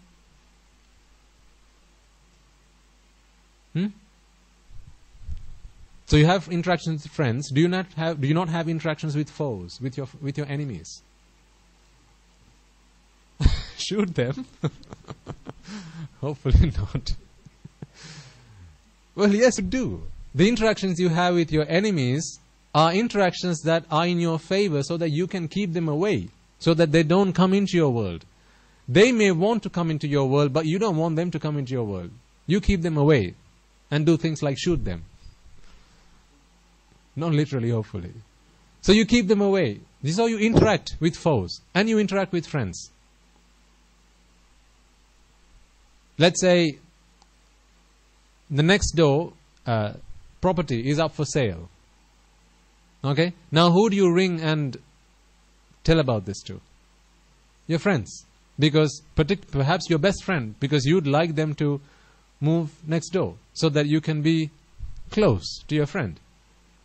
Who would you not like to get to know that next door property is up for sale? Your enemies, your foes. So even that, you would take certain steps to prevent that from happening, wouldn't you? For example, if posters have been printed and they've been put on, put on the walls where your enemies live, overnight you're probably going to go and take them all off, so your friends don't find out that next door property is up for sale. So whatever you'll probably do things like that. Think about when you were in school.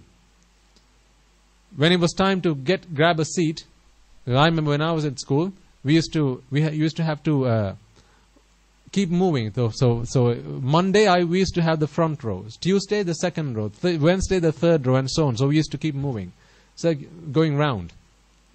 And then when we first went into class on day one, so you were very particular about who sat next to you.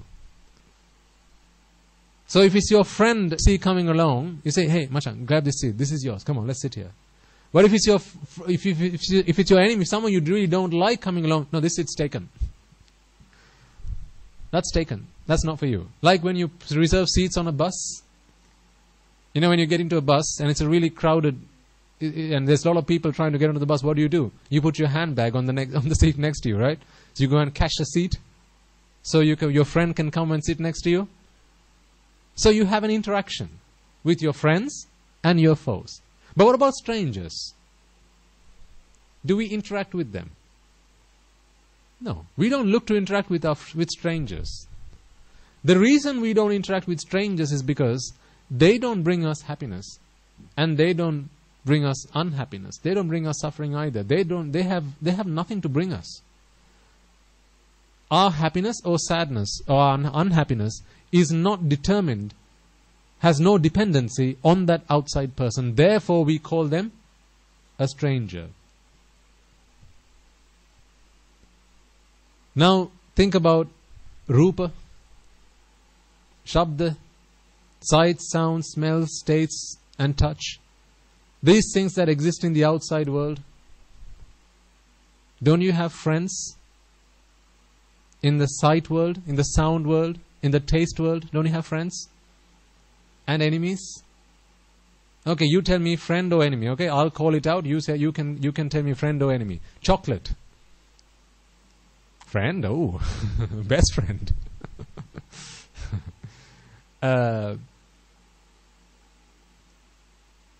Bitter gourd.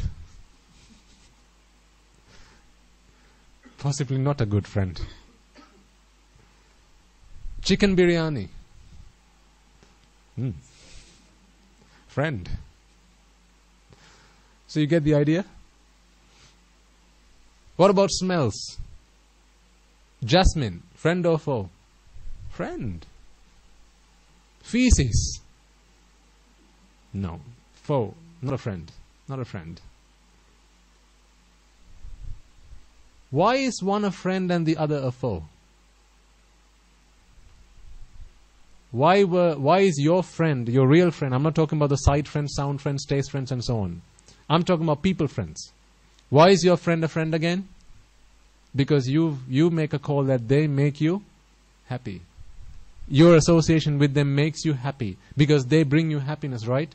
This is why you open the door and welcome them with both arms open and embrace them as they walk into your home. Oh, where have you been? I'm so glad you're here. Let's take a seat. Let's have a chat. Because they bring you happiness, right? That's why they're your friends.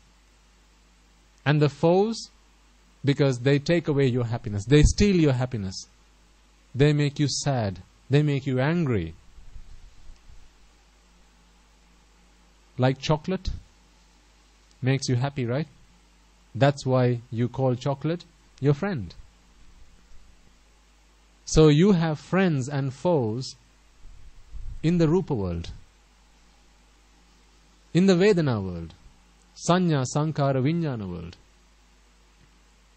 So Rupa, Vedana, Sanya, Sankara, Vijnana are the things that arise in the mind. Sight, sound, smells, taste and touch, this is in the outside. Again, Rupa, Vedana, Sanya, Sankara, Vijnana, this is all part to do with the outside world. However, Sight, sound, smell, taste and touch has to come from the external. So this is why you need your faculties. A sight has to come through your eye. But when it comes through your eye and it leaves that mental impression, when the brain leaves a mental impression on the mind, at that point, Rupa, Vedana, Sanya, Sankara, Vijnana. So the English words being form, feeling, perception, formation or fabrication, and consciousness. I don't really like the English words, but hey ho, these are the English words. Rupa, Vedana, Sanya, Sankara, Vijnana, they come alive. They arise in the mind. This is what happens. This is the scientific process. Sight in front of the eye, in the mind, Rupa, and then Vedana, Sanya, Sankara, Vijnana. Sound, ear, in the mind, Shabda Rupa, Vedana, Sanya, Sankara, Vijnana. Taste, tongue, inside the mind, Rasa Rupa, Vedana, Sanya, Sankara, Vijnana. So in the inside, in the mind, you have 5 that come alive, that are given rise to. This is the Rupa, Vedana, Sanya, Sankara, Vijnana. And in the outside world, it's the sights, sounds, smells, tastes and touch. But we have all made friends out of these things. Now, has never in your lives a friend become an enemy? Never happened? Used to be a friend, but now not so much? What about the other way? Used to be someone I really didn't like, but then I got to know him better, got to know her better, and then they became a friend. When you say, I got to know him better, I got to know her better, what do you mean by that? What really happened? Mental impressions? Go on, continue, expand. Because ultimately it has, if someone's a friend or not, is determined not by the outside person. You make that call. Your best friend, sir, is not my best friend. So a best friend is not someone who lives in the outside world. Someone becomes a best friend in my mind, in your mind, madam. So a best friend is not someone who lives in the outside world. They're just a person. So how did someone who you really didn't like turn into someone that you really liked? How did the 4 become a friend? There must have been something changed. Where did the change happen? Inside. What was the change then? Beg your pardon? Ability to give pleasure. So their ability to give something, not pleasure, they have the ability, everyone has the ability to give something. All sight, sound, smell, taste and touch, give something. People give something. Like, when you're hungry, remember we used that example? When you're hungry, how do you feel, how do you get relief from that? You have to put what into it? Something into it, not food into it. You have to put something into it. And it doesn't matter what that something is. The repercussions might be something we have to deal with later on. But something goes into the stomach, you're no longer hungry. So people can give you something. What changes inside is whether you like it or not. It's we who change. It's always we who change. Not the outside person. Because if our happiness is dependent on the outside person, then we can never be happy. We can never find happiness. A lot of people who complain that they can never find happiness complain so because they expect the outside person to change. They expect the outside world to change. I don't like it to rain. It's raining every day. Oh God.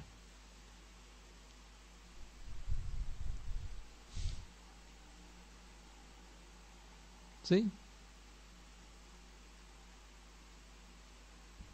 One who goes fishing doesn't like it to rain. But the farmer, he likes it for it to rain. But when? Not when he's yielding crop. When he's sowing. When it's time for the crop to grow, that's when he likes the rain. So whether the rain is a curse or a blessing is determined by what? By the state of mind of the farmer. By what he's expecting. Do you see, ladies and gentlemen, how, based on our expectations, we judge the outside world?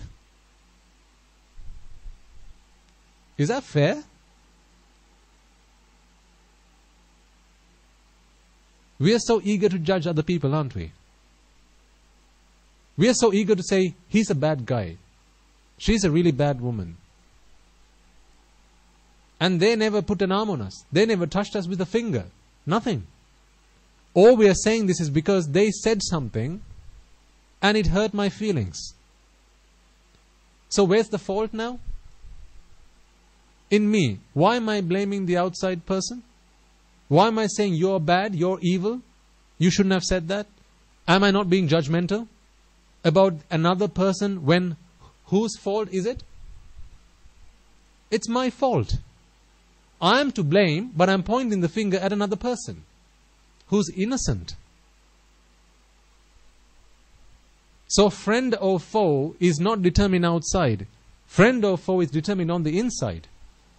But when one day you begin to understand that none of these sights or sounds or smells or tastes or touch really brought you happiness, because happiness was not something, pleasure was not something that could be delivered from the outside world, then the world is no longer your friend or foe. Then we no longer have friends or enemies with the outside world. They're all just strangers. With strangers, we don't fight with them. We don't even get to bed with them because they're strangers. Strangers are strangers. So how many friends did the Buddha have? He didn't have any friends. He associated people. He associated things and people. But he didn't have any friends. Because when is a friend born? Because it's a stranger who one day becomes a friend, or it's a stranger who becomes foe, and a foe can become a friend can become a foe. But ultimately what we need to do is make everyone a stranger. That's where we need to get to. The day when everyone in this world is a stranger, and use this, when I say stranger, I don't mean I don't know the guy, I don't know his name, so he's a stranger. That's not what I mean. I mean in the sense of, we call someone a friend because he or she brings me something I like. That thing I like, this is what I like, is determined on what you like. This is a function that happens on the inside, not outside. This is why your best friend, madam, is not every other person's best friend. Each of us has a different friend. Each of us have a different best friend because we have decided that person brings me the things that I like. It's the things that I like. Your friend is someone who brings you the things that you like. So whether someone became a friend or not is determined by what I like, what I don't like. So how can you blame the outside world? This is why I asked you the question, is there anyone in this world who's ever made you angry? Anyone? Made you angry? No. Because no one in this world can make you angry. So people are innocent. Everyone in your life that you pointed a finger at and said, how dare you make me angry? Have you not been pointing your finger at an innocent person? Okay, tell me this. Is it right or wrong to blame someone innocent? Someone who's innocent, is it right or wrong to blame them? Right or wrong? Wrong. Aren't there people in your lives who you pointed at and say, how dare you make me angry? Did they really make you angry? They've been innocent all along. So what have you been doing? Pointing your finger at someone and saying, you made me angry. So they never did anything wrong. But what about you? You made a blunder. You made a mistake. You pointed your finger at someone who was innocent and said, you made me angry. That's a false accusation. Is it or is it not? It's a false accusation. No one's made you angry. No one's made you sad. But you pointed your finger out and said, you make me angry. You make me sad. How dare you? False accusation. Is false accusation a meritorious deed or an unmeritorious deed? falsely accusing someone. So the outside person never did anything wrong to you, but you took liberties and you just made a false accusation.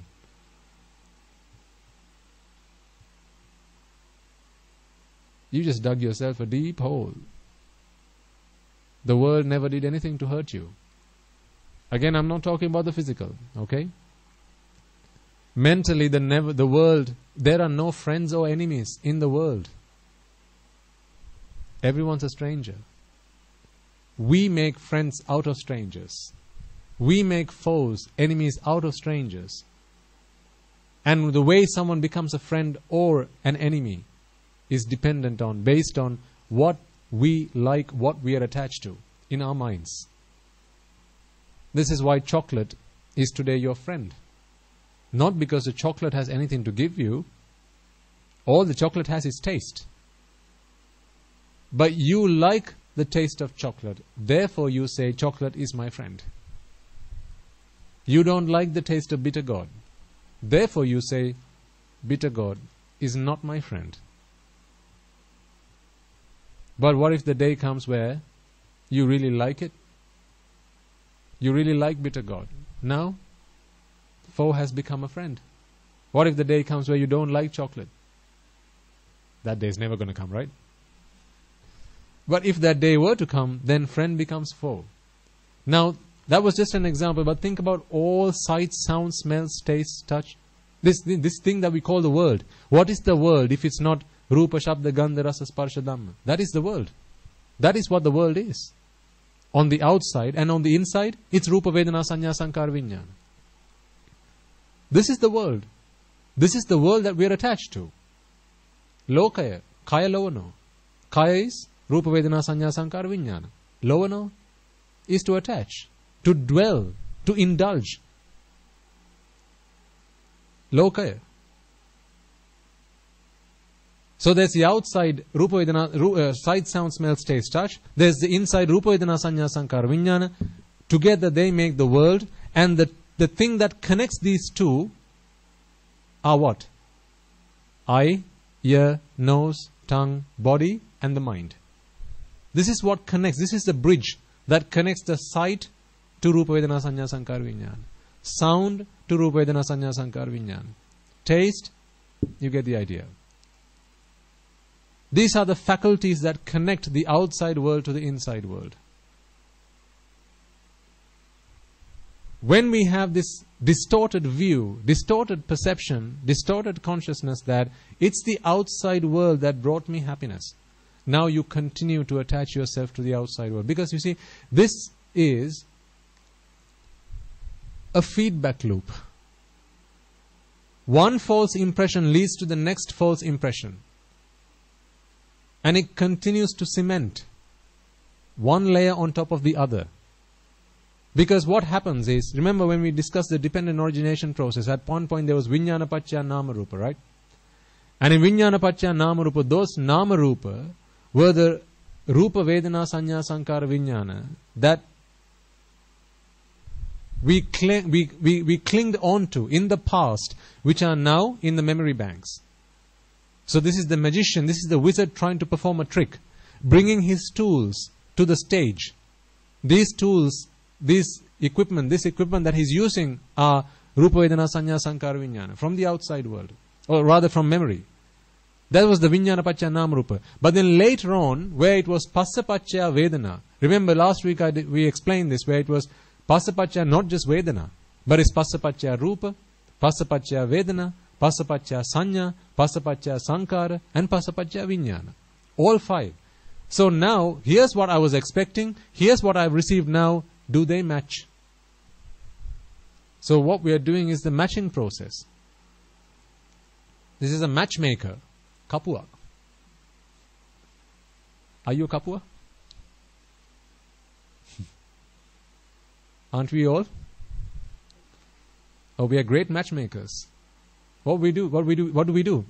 We take the history, we take what we had in the past, what we now have in the present, and now we do a matching.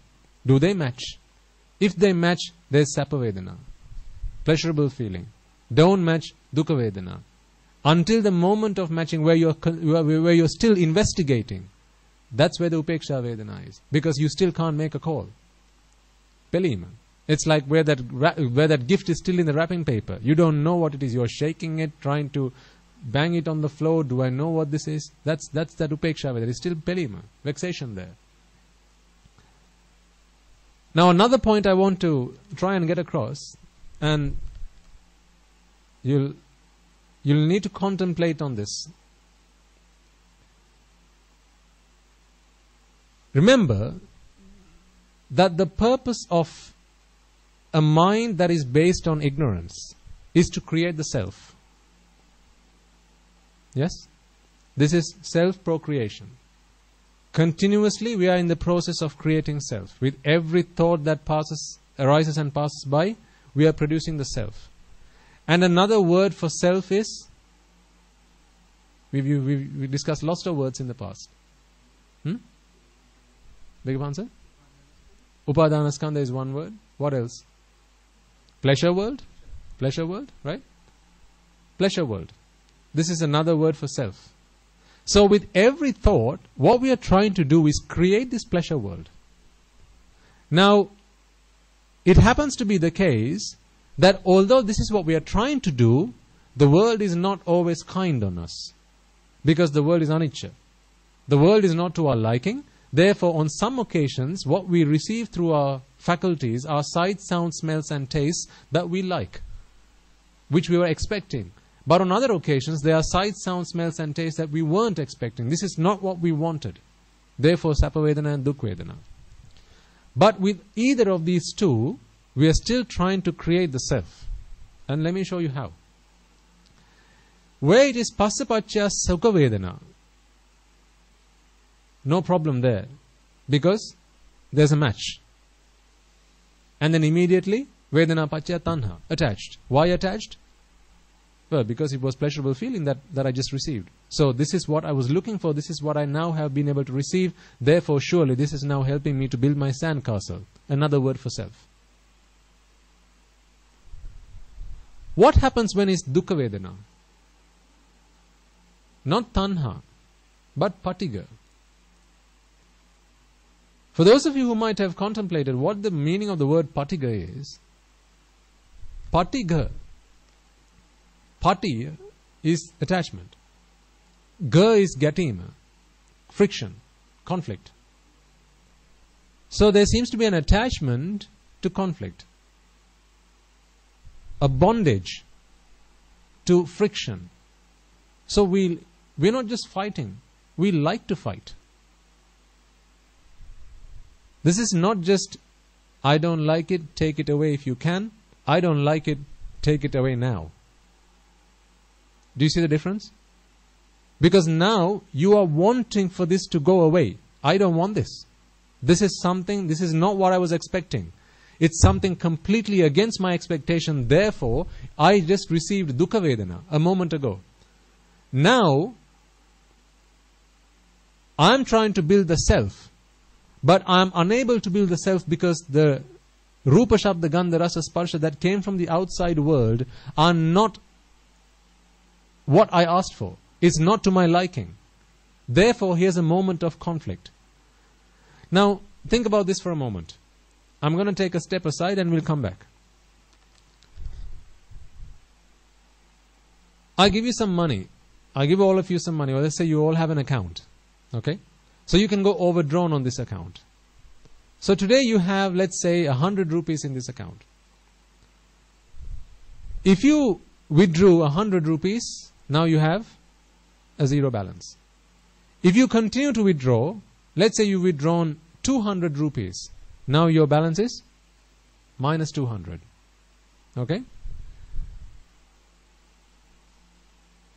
Creating the self or pleasure, or let me put it this way.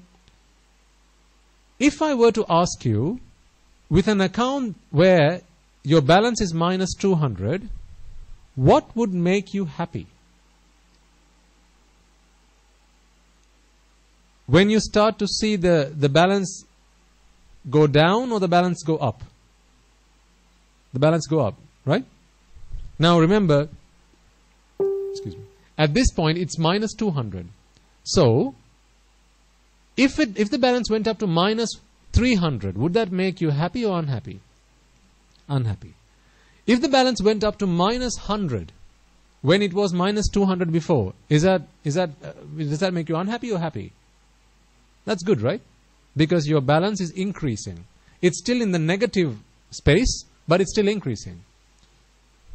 So you like that. So although it's in the negative space, it's still increasing. So minus 200 becomes a minus 100, minus 50, minus 25, and eventually it gets to a 0. And then again, you put more money in, it continues to increase. And you now have a positive balance in your account. Even that still makes you happy. So, answer this question. You have 0 balance. 100 rupees deposited in the account gives you 100 rupees balance in your account. That gives you a certain amount of happiness, right? You have a minus 500 balance. I give you, let's say you have 2 accounts. In one account, 0 went to 100. In the other account, minus 500 went to 0. Which made you happier? 0 going to 100 or minus 500 going to 0? Minus 500 going to 0. Because although that's still in the negative space, that was an increment. Now, both these events brought you pleasure. True? 0 going to 100 brought you pleasure. Minus 500 going to 0 still brought you pleasure. Because you like a positive balance in your account. You like it going up, not down. Creating the self is the same. Because we are trying to build pleasure world. Being able to construct brick by brick the pleasure world so we can build this pleasure world up brings us pleasure, no doubt. There's something else that also brings us pleasure. If there are external factors that keep taking these bricks away one at a time when I'm trying to build it, if I'm able to stop that from happening, does that not bring me happiness? Let's say I'm trying to build one side of the wall, okay? So this is the pleasure world I'm trying to build. There's a massive wall. Let's say it's the wall's the length, the width of this room. On the right hand side, I'm putting bricks up to build this wall. On the left hand side, so that's your right. On the left hand side, bricks that were put in before, someone comes and takes them away one at a time.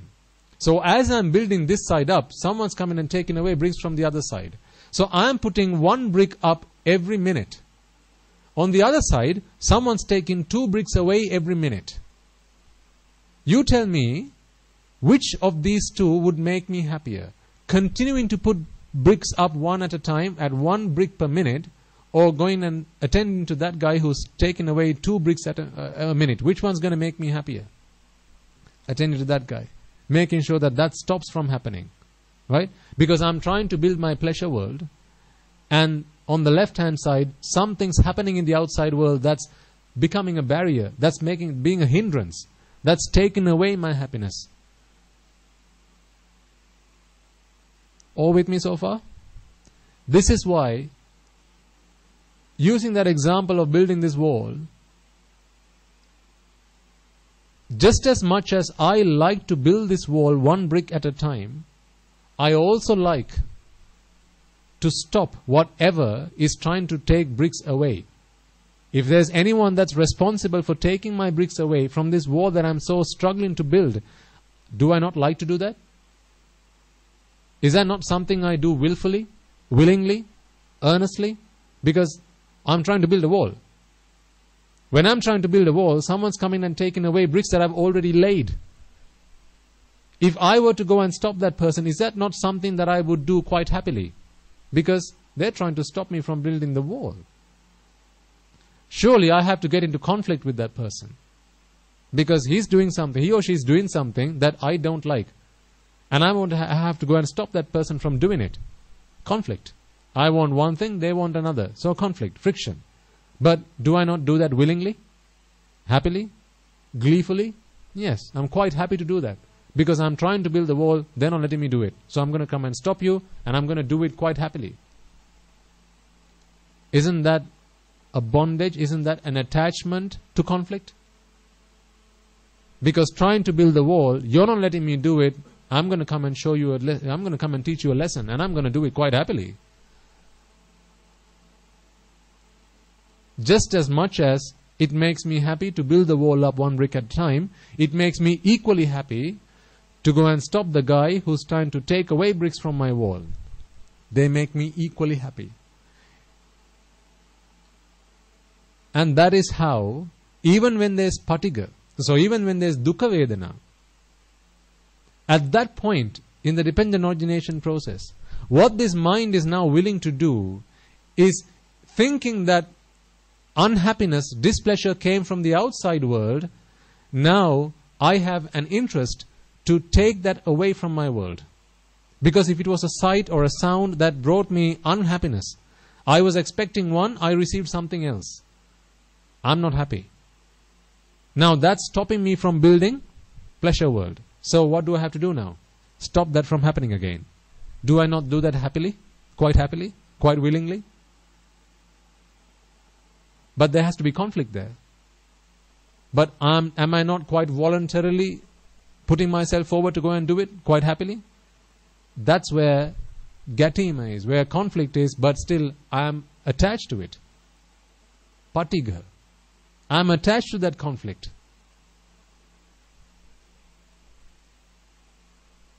So again, even when I am attached to it, I'm still trying to build the self by doing that.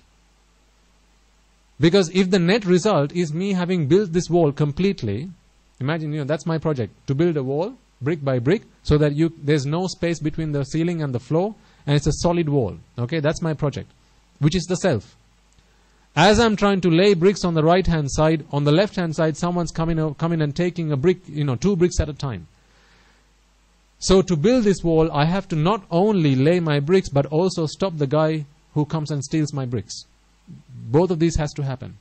And both of them make me happy because they are both supportive, conducive to me building the wall. This is why even the process of dukkha vedana pacca patiga, even through that process we are still building the self. Because even that has to happen for the wall to be built. Because just laying bricks, after I've laid all my bricks on the left-hand side, all the bricks have gone. Now my wall is gone. I have to start building the wall again. So do you see, even where there's dukkha vedana, for as long as we believe that it's the outside object that brought me this displeasure, this unhappiness, I'm going to get into conflict. Because there's no understanding that it's attachment that brought me dukkha vedana. It's attachment that brought me sappa vedana. No understanding of that. Ignorant.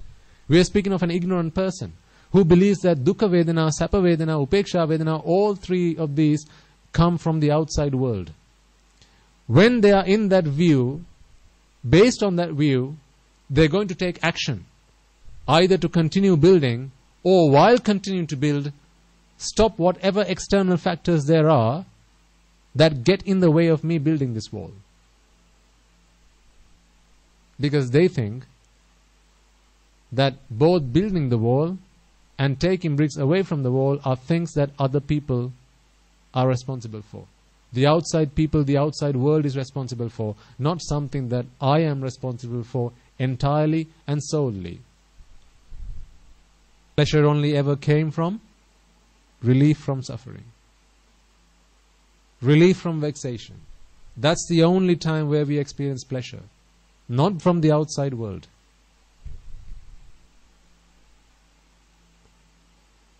Imagine there are 3 people.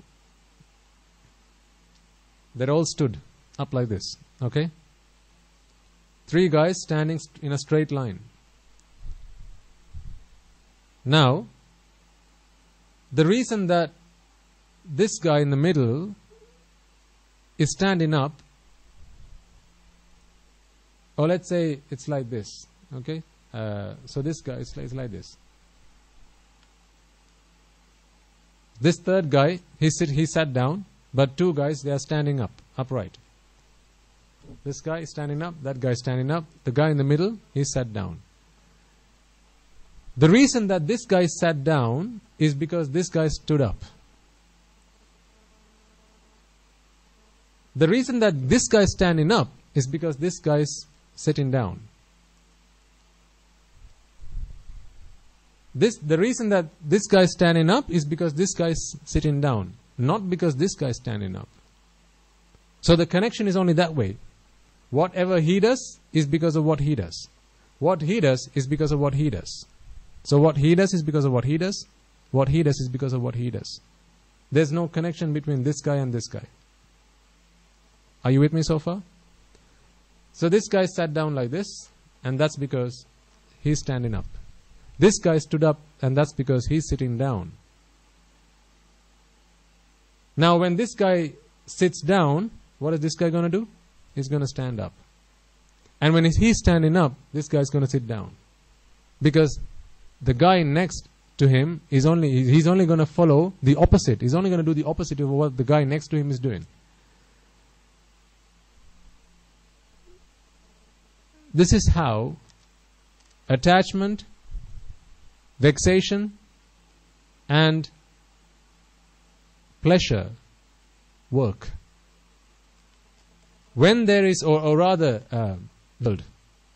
Rupa Shabda Gandha Rasa Sparsha, arising and passing away, and vexation, pelima, and pleasure work.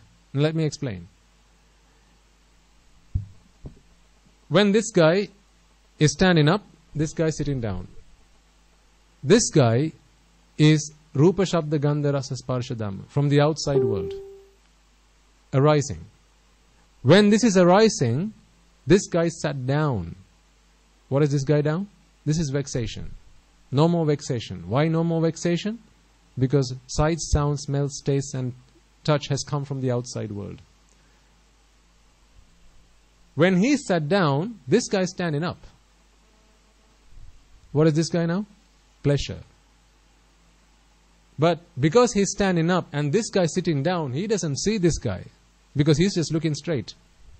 So he doesn't see this guy. He doesn't bend down to see, oh, there's another guy who sat down. All he can see now is this guy standing up. So what's he going to think? The reason I'm standing up. So if this is pleasure, this guy's looking straight and seeing that this guy stood up, and he's going to come to the conclusion that sight, sound, smell, taste and touch in the outside world brought me pleasure. This is why I'm standing up, because he doesn't see that this guy's sitting down.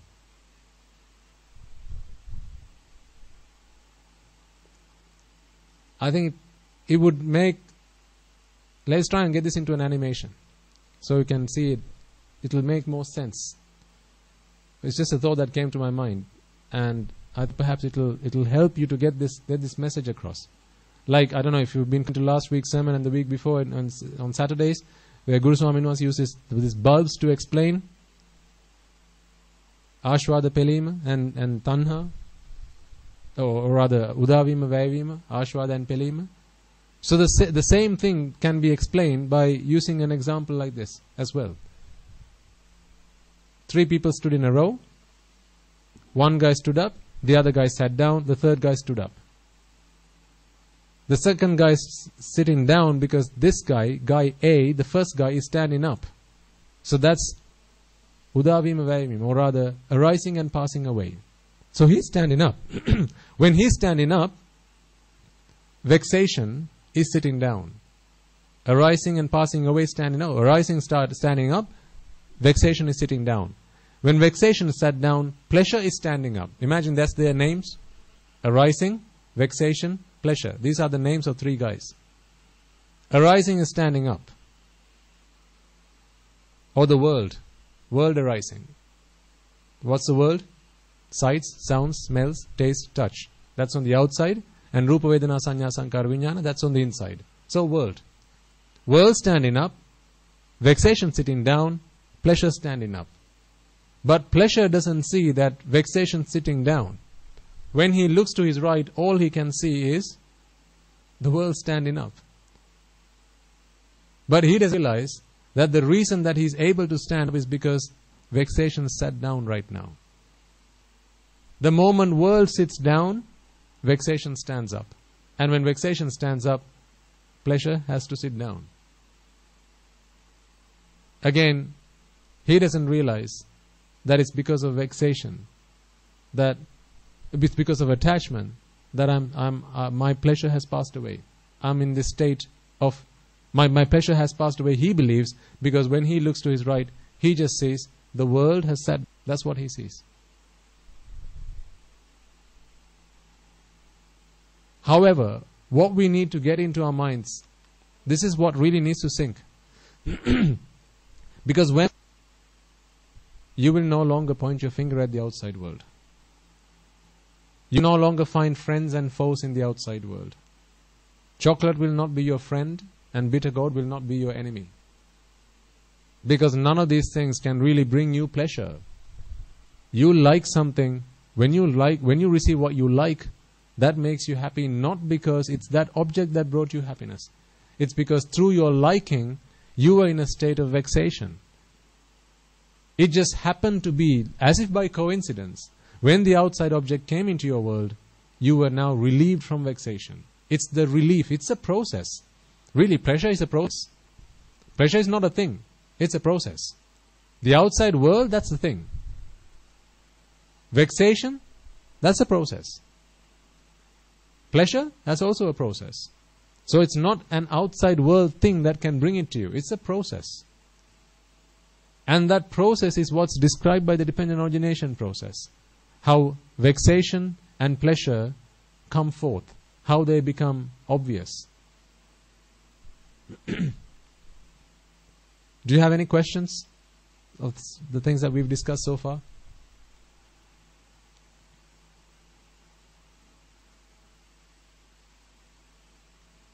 Okay.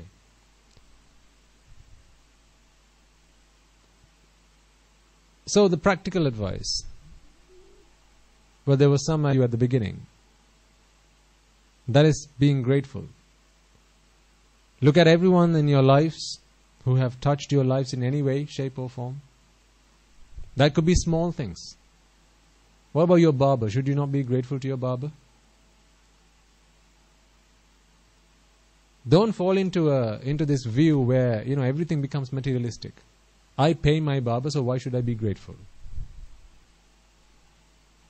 What about your driver? Should you not be grateful to your driver?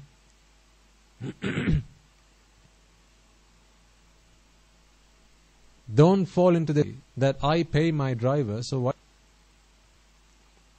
Well, why are you not driving? Because you don't like to drive.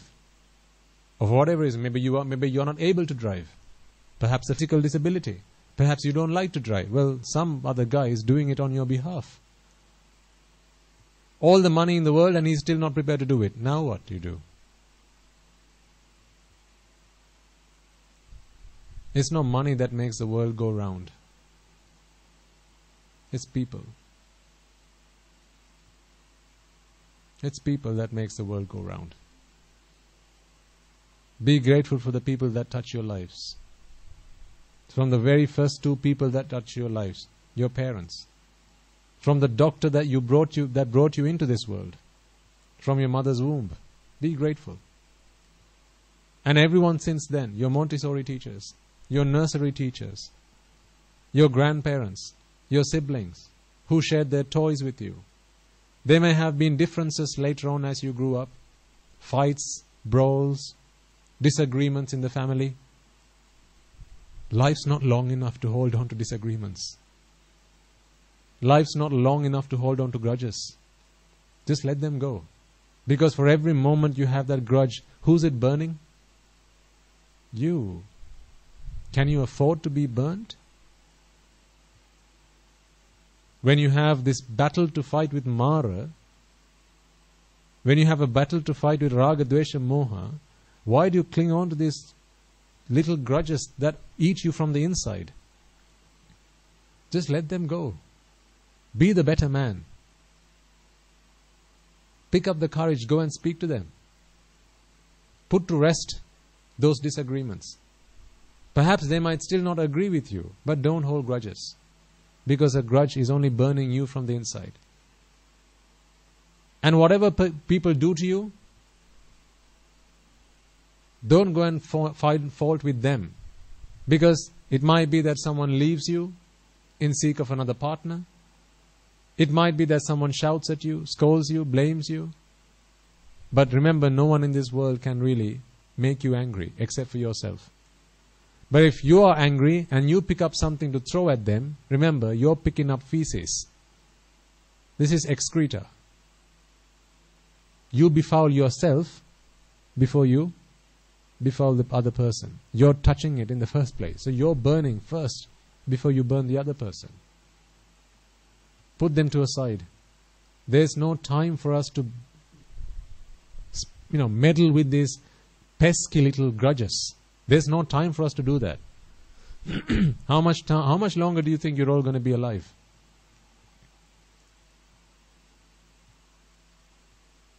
Even if it was a natural death, how much more time do we all think we're going to be alive? Put aside accidents. We don't know when they're going to come. But natural life? Are you sure you're going to be around in the next 50 years' time? Can you guarantee another 40?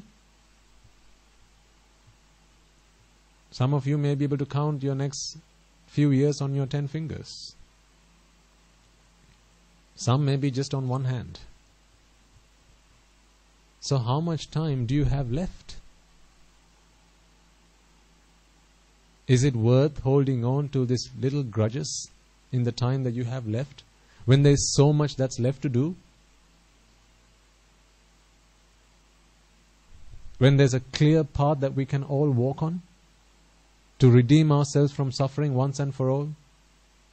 I don't know about you, but I don't have the time for that. There's no time to mess about.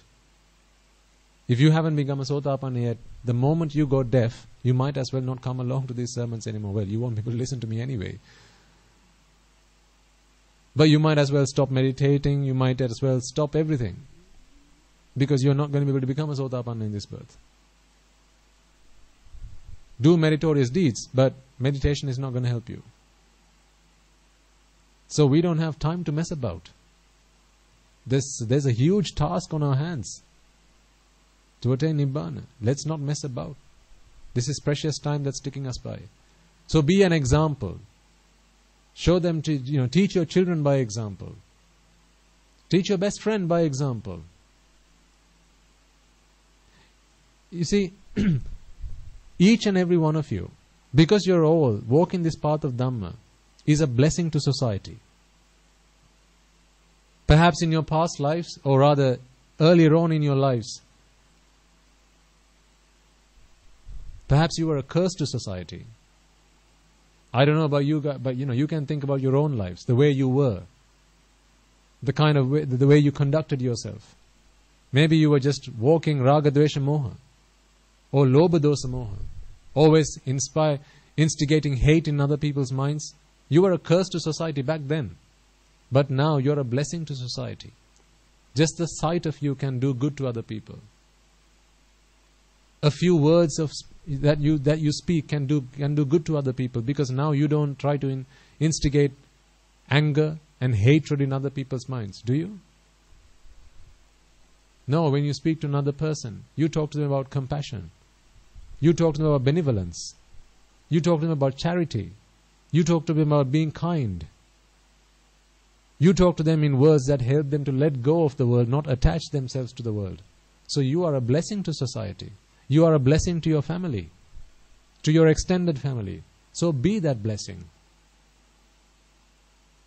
People like you are rare. People who have listened to the Dhamma are rare, because the Dhamma is extremely rare. So be a blessing to society. Because no matter how we decide to choose to live the rest of our lives, we're all going to go one day. And the day you go,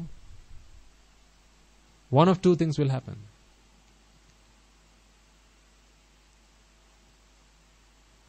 The day you go, there will still be good people and bad people in this world. Even after the Buddha passed away, there were still good and bad people in this world. The day you go, one of two things will happen. Either good people will praise you, and the bad people in this world will say good riddance, or it's going to be the other way around. The good people in this world, the bad people in this world will praise you, and the good people in this world will go, good riddance. Which one are you prepared to hear? You know, yesterday Guru Swamin Wahanse said in his sermon, Nariyo, who kiwata kamak naha, Deviyo, sadhu kiyanona. What if it happens the other way around? Deviyo who kiya dinariyo sadhu kiwate. None of us want that, right? So it's not the past that matters, ladies and gentlemen. Don't regret. Don't repent. The past has happened. Let's learn from what happened in the past. Let's be grateful for everyone who touched our lives in any way, shape or form. You might feel that they did you disservice. That's still okay. Be grateful. Because whatever, they came and touched your lives. If it had not been for Devadatta, we would have not had the Buddha today. True or false? True. How would the Buddha have been able to fulfill his perfections if not for Devadatta? Every time the Devadatta stood there like an enemy to him. The Bodhisattva wasn't an enemy of Devadatta, but Devadatta was. Every time he was there to cause him harm, hurt, abuse him, and in every occasion, what he did was he fulfilled the perfections. He practiced compassion, patience, and ultimately the end result was the Buddha. So thanks to the Devadatta who sacrificed himself and went to Avidya, we today have the Buddha. So shouldn't we all be grateful to Devadatta?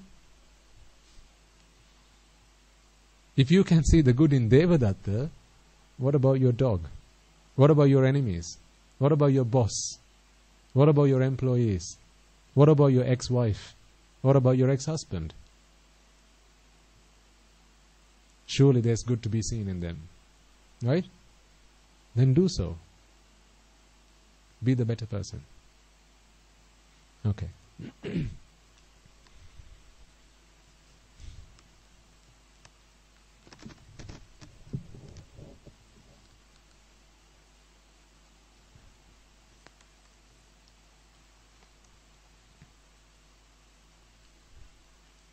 Is it in English today? English? Okay. So before we conclude then, let us chant the Arya Maitri for a few moments. And again I remind you, it's not the words, but it's the meaning behind the words that we need to contemplate on.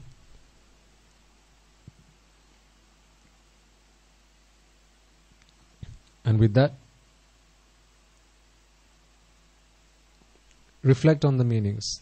Reflect on what sensual worlds are. You know, when we talk about sight, sound, smell, taste, this is the sensual world. And when we say sin, despair, think about the meaning behind this word despair. Anyone who seeks happiness from a sensual world is destitute, helpless, anatai. That's what despair means. Helpless. So all beings who are seeking for pleasure, who are seeking to be happy by associating a sensual world, needs the refuge of the Buddha. They need the refuge of the Dhamma and the Sangha, although they may not know it. But they need it. It's like a child who does not know that he needs the refuge of his mother. The child doesn't know it, but it still needs it. Okay. May I and all beings in all worlds be freed from the fire of birth, freed from the fire of decay, freed from the fire of illness, freed from the fire of death, freed from the fire of sorrow, freed from the fire of lamentation, healed with the ultimate bliss of Nibbana, healed with the ultimate bliss of Nibbana, healed with the ultimate bliss of Nibbana. May I and all beings in all worlds be freed from the fire of suffering, freed from the fire of discontentment, freed from the fire of exhaustion, freed from the fire of disappointment, freed from the fire of clinging on to the five aggregates, healed with the ultimate bliss of Nibbana, healed with the ultimate bliss of Nibbana, healed with the ultimate bliss of Nibbana. May I and all beings in all worlds be freed from the suffering of samsara, freed from the disease of samsara, freed from the fear of samsara, freed from the fire of samsara, freed from the flames of samsara, freed from the burning of samsara, freed from the sorrow of samsara, freed from the lust of samsara, freed from the clutches of samsara, healed with the ultimate bliss of Nibbana, healed with the ultimate bliss of Nibbana, healed with the ultimate bliss of Nibbana. The karma worlds are in despair. May I and all beings be freed from the karma worlds. The rupa worlds are in despair. May I and all beings be freed from the rupa worlds. The arupa worlds are in despair. May I and all beings be freed from the arupa worlds. May all worlds are in despair. May I and all beings be freed from all the worlds. Nibbana is the only salvation. May all beings attain Nibbana. Nibbana is the only salvation. May all beings attain Nibbana. Nibbana is the only salvation. May all beings attain Nibbana. Letting go is the only salvation. May I and all beings let go. Detachment is the only salvation. May I and all beings be detached. Being freed is the only salvation. May I and all beings be freed. Nibbana is the only salvation. May I and all beings attain Nibbana. Nibbana is the only salvation. May I and all beings attain Nibbana.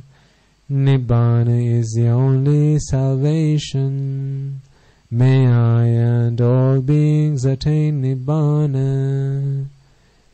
May I and all beings in all worlds be freed from the bondage of lust, freed from the bondage of aversion, freed from the bondage of delusion, freed from the bondage of Mara, healed with the eternal bliss of Nibbana, healed with the eternal bliss of Nibbana, healed with the eternal bliss of Nibbana, healed with the eternal bliss of Nibbana, healed with the eternal bliss of Nibbana, healed with the eternal bliss of Nibbana.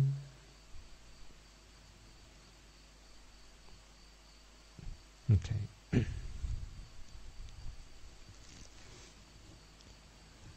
Speaking of gratitude,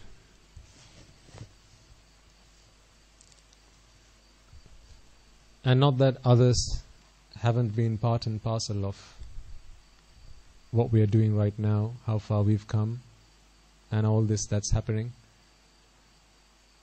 I've been informed that, I think it's Mrs. Umanda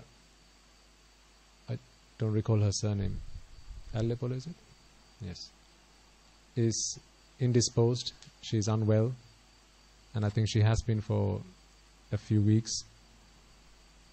I think it's only right that we share our gratitude, we show our gratitude. And again, not saying that others haven't contributed.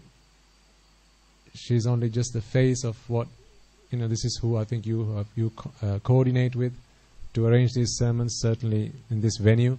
But there are others in other countries who go through a lot of effort and make a lot of effort to make these sermons available and possible, also just as much as every one of you. But I think on an occasion and a time when she needs our blessings, I think it's when we transfer merits, perhaps we should all spare a moment to wish her well and transfer the merits that we have all acquired to her as well, and in the hope and prayer that may she be able to recover very soon and be able to join us in the near future.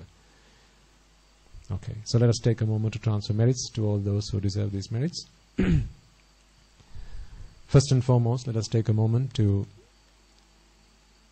reflect once again that it's because of the supremely enlightened Buddha that we have the gift of Dhamma today. It is because he sacrificed himself over many countless births in samsara, over many yawns in samsara, that today we have the gift of Dhamma that helps us all to redeem from the shackles of samsara. And also because of the bhikkhu, bhikkhunis, upasaka, upasikas who sacrificed their lives and protected and preserved the Dhamma in the form of the Tripitaka and passed it down to us through our ancestors. It is because of them that today we have the Tripitaka to study, to analyze, to contemplate, to understand and find our path to Nibbana. So may all those bhikkhu, bhikkhunis, upasaka, upasikas who dedicated their lives, sacrificed their lives to protecting and preserving this Dhamma be able to rejoice in the merits that we have all acquired today.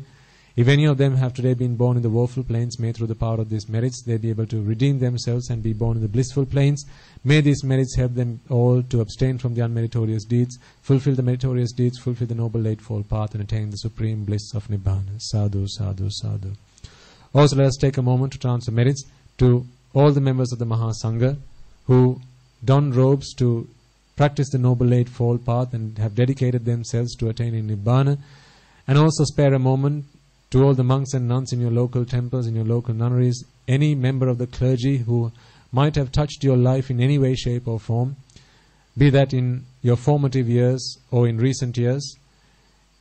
It is the monks and nuns in your local temples and your local nunneries who have always been by your side through rain and shine, through thick and thin, coming along to your almsgivings, to your funerals and so on and so forth to pass on their blessings to you. So let us all take a moment to transfer merits to them as well as that take a moment to transfer merits to bhikkhu, bhikkhunis, upasaka, upasikas, wherever they may be in these 31 worlds of existence, who have dedicated their lives to practicing the noble eightfold path and attain the supreme bliss of Nibbana. People just like yourselves, may they all also be able to rejoice in these merits. For anyone who might have been born in the woeful planes, may these merits help them to be able to born in the blissful planes. And for all beings in the blissful planes, may these merits help them to abstain from the unmeritorious deeds, fulfill the meritorious deeds, fulfill the noble eightfold path, and attain the supreme bliss of Nibbana. Sadhu, sadhu, sadhu. Also, let us take a moment to pass on these merits to everyone who have helped make this event a success. Anyone who might have invited you to be here today, perhaps provided you with transport, or perhaps coordinated this event in such a way that the facilities and the venue, so on and so forth, were available for your comfort, for your listening pleasure. All those who might have offered you a glass of water, or perhaps offered you a meal to sate your hunger, or perhaps offered you a seat such that you were able to sit down and comfortably listen to these sermons, or perhaps by providing you with the facilities that you have in this venue, the fans to take away for your comfort and lights so that you can be in this room in comfort. And also, as we mentioned a moment ago, let us take a moment to pass on the merits that we have all acquired today to Mrs. Umanda Allepole, who is currently in a state of illness. May through the power of all the merits that we have all acquired today, all of those beings that we have reminded be able to rejoice in these merits. If any of them have been born in the woeful planes, may these merits help them to be born in the blissful planes. And through the power of these merits, may they all be able to abstain from the unmeritorious deeds, fulfill the meritorious deeds, fulfill the noble eightfold path. And if any of them are indisposed, may their illnesses pass away, and they all be able to attain the supreme bliss of Nibbana. Sadhu, sadhu, sadhu. Also, let us take a moment to transfer merits to those members of the armed forces, as well as members of the police force who dedicated their lives and sacrificed their lives to protecting and preserving this country. It is thanks to them that today we are all able to live in peace and harmony despite our differences. Let us take a moment to transfer merits to them as well. If any of them have been born in the woeful planes, may through the power of these merits they be able to be born in the blissful plane. May these merits help them to abstain from the unmeritorious deeds, fulfill the meritorious deeds, fulfill the noble eightfold path, and attain the supreme bliss of Nibbana. Sadhu, sadhu, sadhu. Let us also take a moment to transfer merits to those beings who might have lost their lives in natural calamities and disasters such as the tsunamis, earthquakes, landslides, and so on and so forth, not just in Sri Lanka but also in other countries. Perhaps there may be friends and relations among them, but perhaps the most of them are those who may not be known to you. But if any of them are today looking for merits, may through the power of these merits that we have all acquired today, any of them have been born in the woeful planes, may these merits help them to be born in the blissful plane. May these merits help them to abstain from the unmeritorious deeds, fulfill the meritorious deeds, fulfill the noble eightfold path, and attain the supreme bliss of Nibbana. Sadhu, sadhu, sadhu. Also, let us take a moment to transfer merits to those men and women who have dedicated their lives, who have set aside time in their lives to developing this country, protecting this country, preserving this country, and leading this country. It is thanks to them that today we are having the freedom, the spare time to dedicate our lives to practicing the Noble Eightfold Path, practicing the path of Nibbana, practicing the Dhamma. If not for them, today you and I will have to be leading this country. You and I will have to be developing and cultivating this country. You and I will have to be protecting this country, our nation. So it is thanks to them that today we have the freedom, we have the peace of mind to be able to practice this path in peace and harmony. So may the power of these merits help them all to also abstain from the unmeritorious deeds, fulfill the meritorious deeds, fulfill the Noble Eightfold Path, and attain the supreme bliss of Nibbana. Sadhu, sadhu, sadhu. And finally, may the merits that we have all acquired today, in listening to this sermon, in preaching this sermon, in making this event possible, as well as making offerings to the Buddha, Dhamma, and the Sangha, as well as any meritorious deeds that you can think of throughout your life, culminate and come together, and in the power of all these merits, may this blessed land be able to witness many hundreds and thousands of Arahatun Wahanses in our very lives itself. Sadhu, sadhu, sadhu. And finally, may you and I and everyone who might have helped make this event possible in any way, shape or form, the Devas, Brahmas, spirits, demons and the dead that might have joined us at the start of this sermon, be able to become one of those Arahatun Wahanses, one of those Arahat Mehinin Wahanses, in the era of the Gautama, Samma, Sambhujana Wahanse itself, in this very birth itself. May we all be able to attain the supreme bliss of Nibbana. Sadhu, sadhu, sadhu. Members of the Mahasangha will now transfer their blessings to you. Raga ginneng midetva, Desha ginneng midetva, Moha ginneng midetva, Nibbana parama sukhayen sukhita taravetva, Nibbana parama sukhayen sukhita taravetva, Mamada siyalu loka siyalu satvayo, Nibbana parama sukhayen sukhita taravetva, Nibbana parama sukhayen sukhita taravetva, Nibbana parama sukhayen sukhita taravetva. තුනුරුවන්ගේ සුවිසි අනන්ත මහා ගුණ බැලෙන් සියලු ලෝක සියලු සත්වයෝම Nibbana Paramasukeng Sukhitatara Vetva. Sadhu, sadhu, sadhu. May I and all beings in all worlds be freed from the fire of desire, be freed from the fire of aversion, be freed from the fire of delusion. May all beings in all worlds attain the supreme bliss of Nibbana. May the Noble Triple Gem be with you all.